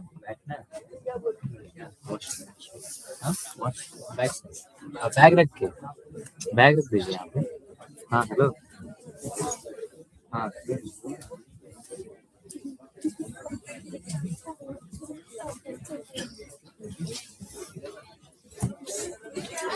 hello hello निकलना नहीं है ओए जाना नहीं है बोला तो मैं अभी जाना नहीं है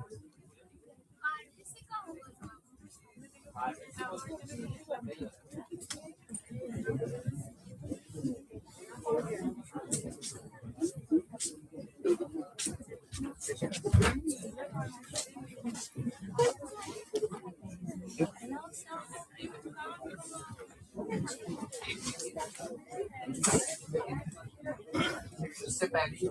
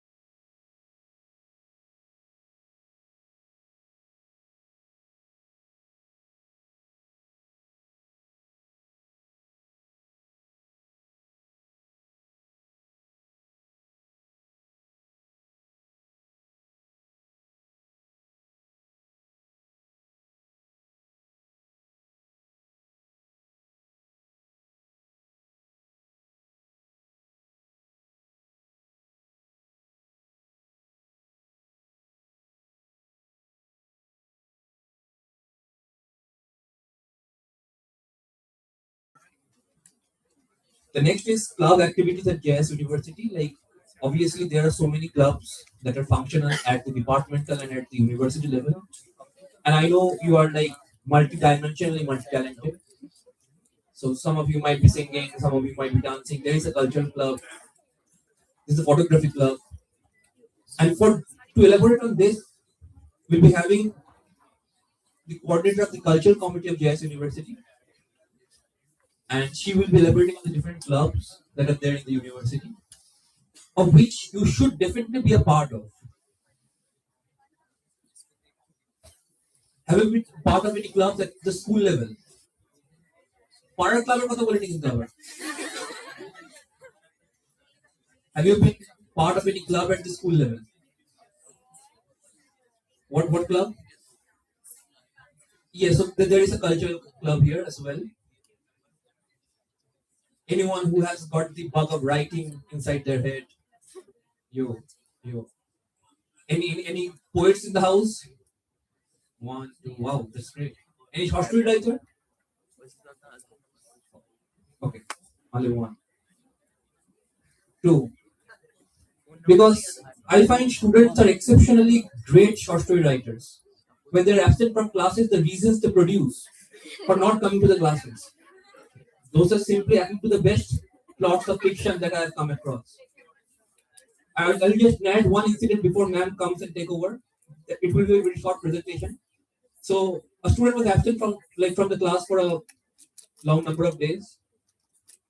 So during the time of the examination, he comes and says that, okay, sir, I had pox, and that is why I could not come to your class. Please allow me to give the examination. I said, okay, fine, give me the medical certificate.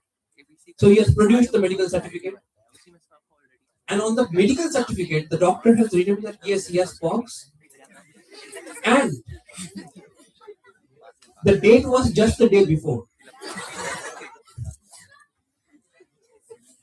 So, and he's standing there in front of me. Perfectly fine. That is one of the many stories that I come across. And also, students are very good writers when it comes to exams.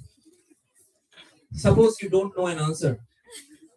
The kind of imagination that is real cross-disciplinary approach to education. You start off with your subject and you end at some subject not yet discovered. And it is really so. I'm not making this, I've seen, like, I obviously do not name any student or any department, but they start with the question and they never reach the question. So we have with us, whom we have already seen for quite some time because she has been managing the stage and the other activities here. So she is Dr. Devli Napal, a faculty of the Department of Pharmaceutical Technology. She is also the coordinator of the cultural committee and she has managed it exceptionally well. We have a very engaging cultural committee. I'm sure many of you would want to be part of the cultural committee. So she can elaborate much more on this and she will be talking to you regarding the clubs that are there in JIS University.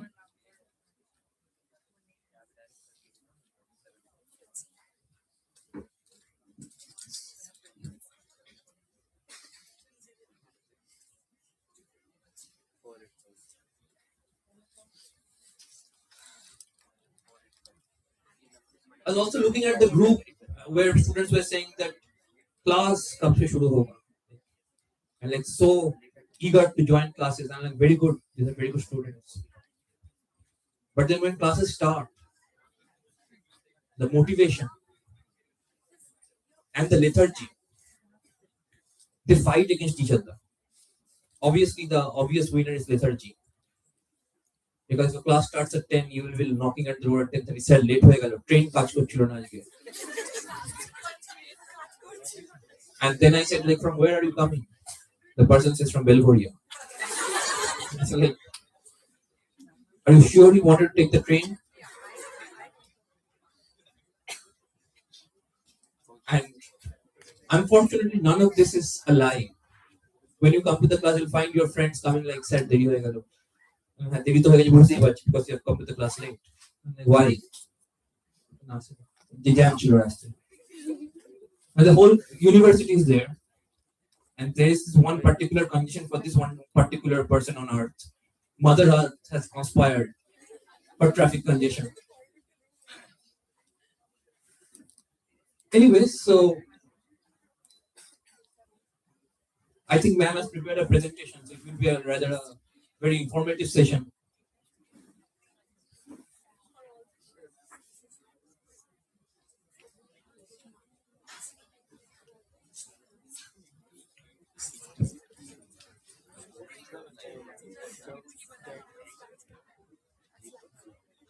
Is there anyone here who is interested in quiz? Is there any quiz master in the house? One.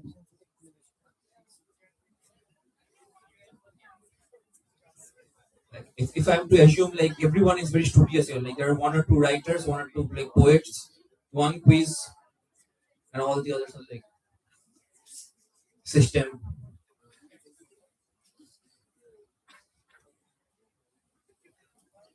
So all of you are like you're like very stupendous academicians, right?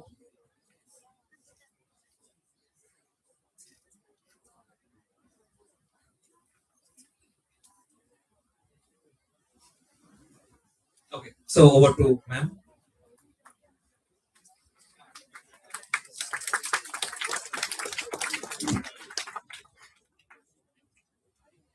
Hello.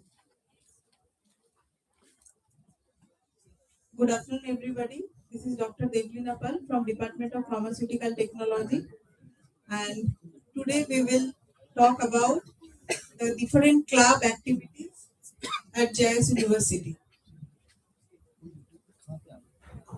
Next slide.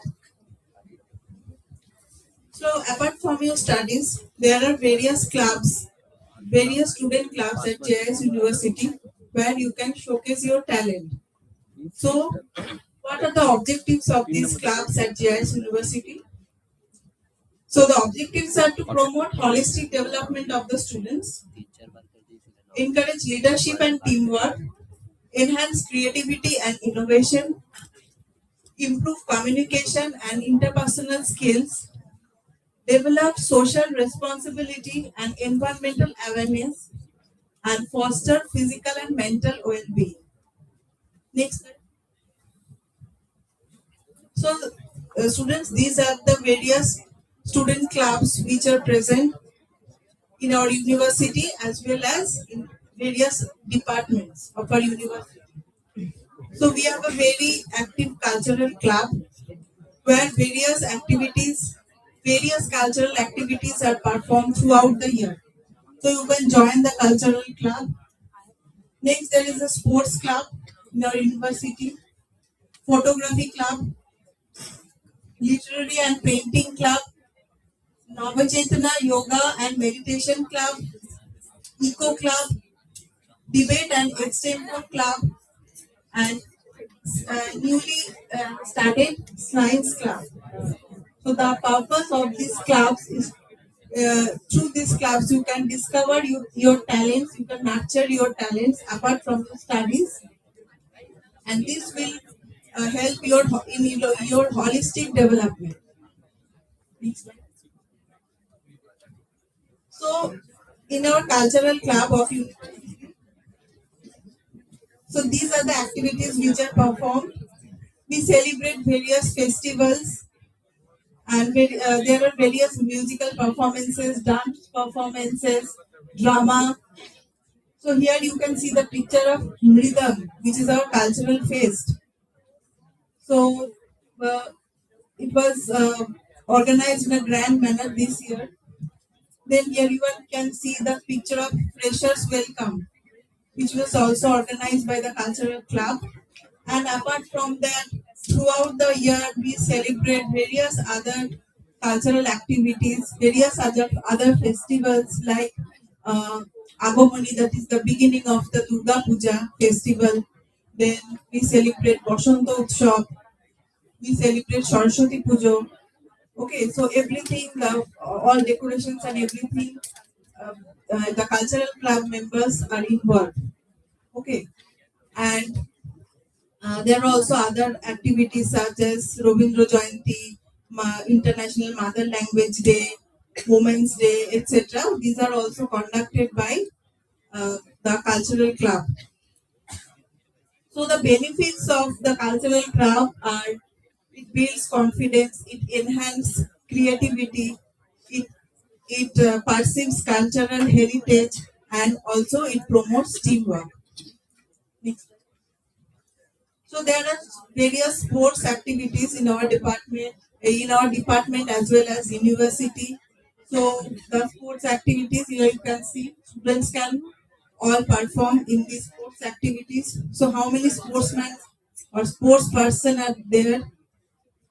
Please raise your hands. Okay, so uh, this girl, which sport do you pursue? Athletics. Okay. So you can participate in the various competitions as well. Also, there is a annual program or annual competition known as the JIS Shamman, which is organized by the JIS group. So there also you can participate. Okay, sit down.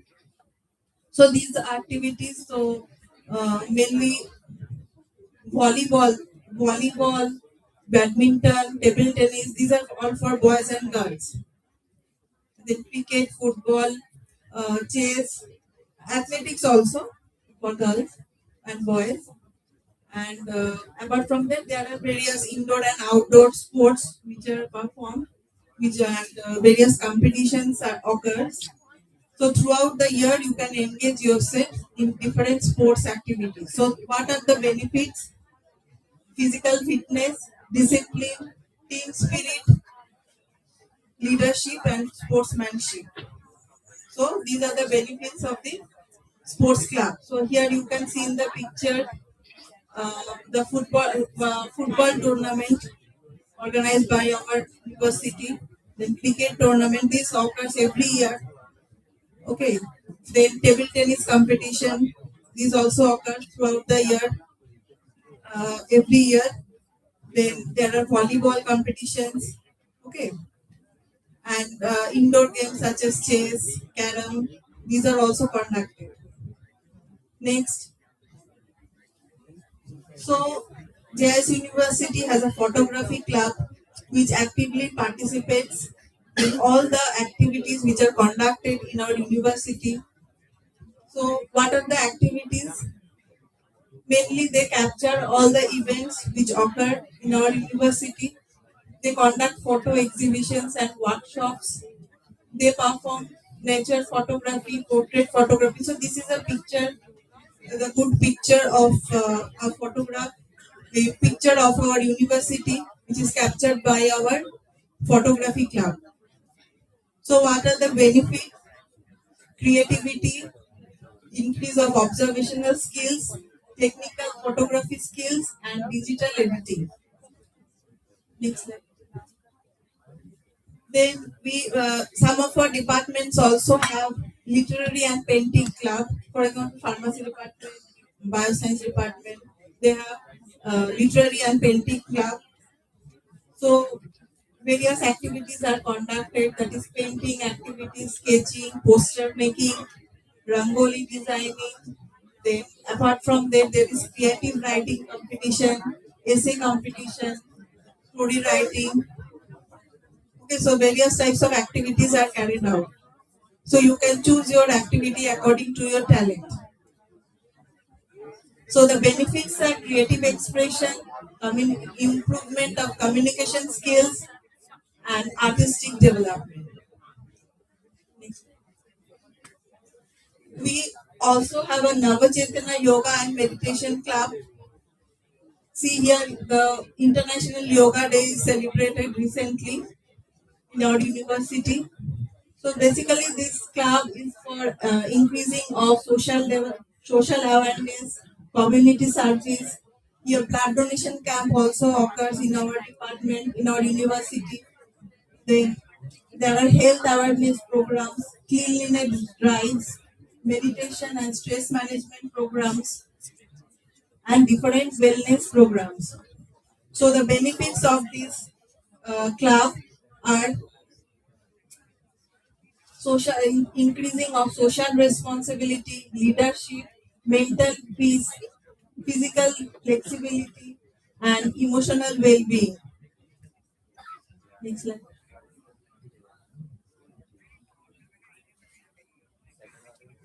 We also have an eco club in our university where various types of activities such as tree plantation, clean campus drive, waste management, recycling activities such as rakhi making with waste products. Then various environmental awareness programs are being carried out. So here you can see tree plantation program is going on, tree plantation and plant distribution program. So the benefits of this eco club are environmental responsibility, practices, sustainable practices, and clean campus initiatives. Next. So we also have a debate and extempore club where different types of debate competitions, quiz competitions, extempore, group discussion, these things occur. There are various types of competition. Students win prizes when they go to the other colleges. And the benefits of this club are critical thinking, confidence, improvement of communication skill, and leadership. So here also you can join. Next. So this is a newly open science club in our in our university.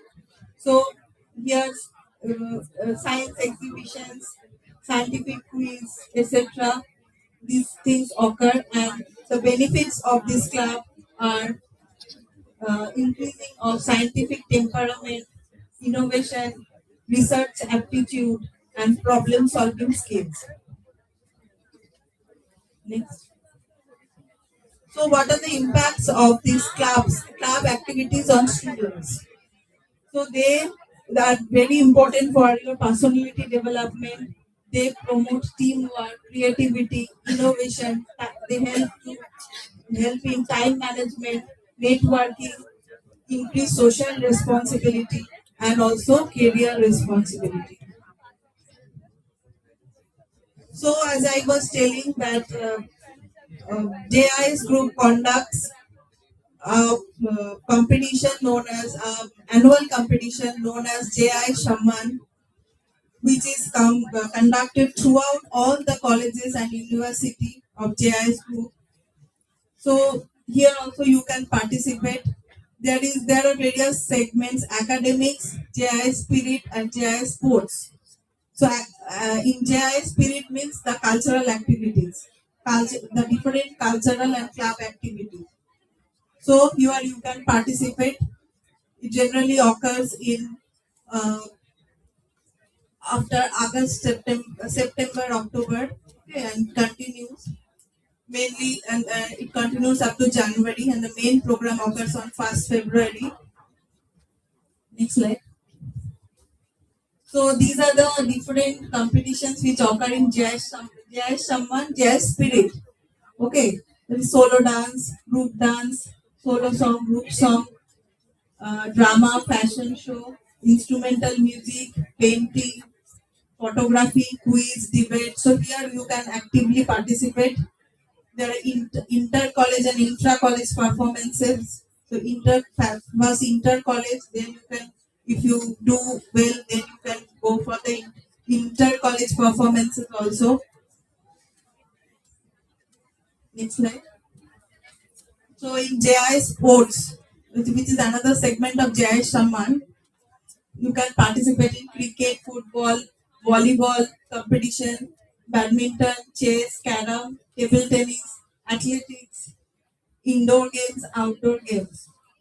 Okay, so everybody can choose your various types of opportunities are here, and everybody can choose your activity according to your talent. So my suggestion is to everyone is to pursue one such activity actively, one or more such activity. It will really help in stress management and in your academics also.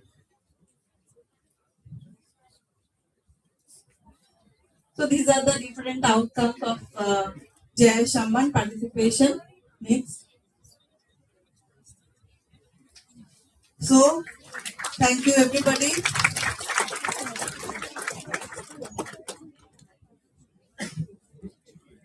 Now tell me how many of you are interested in singing here? So many people. Okay. Dancing.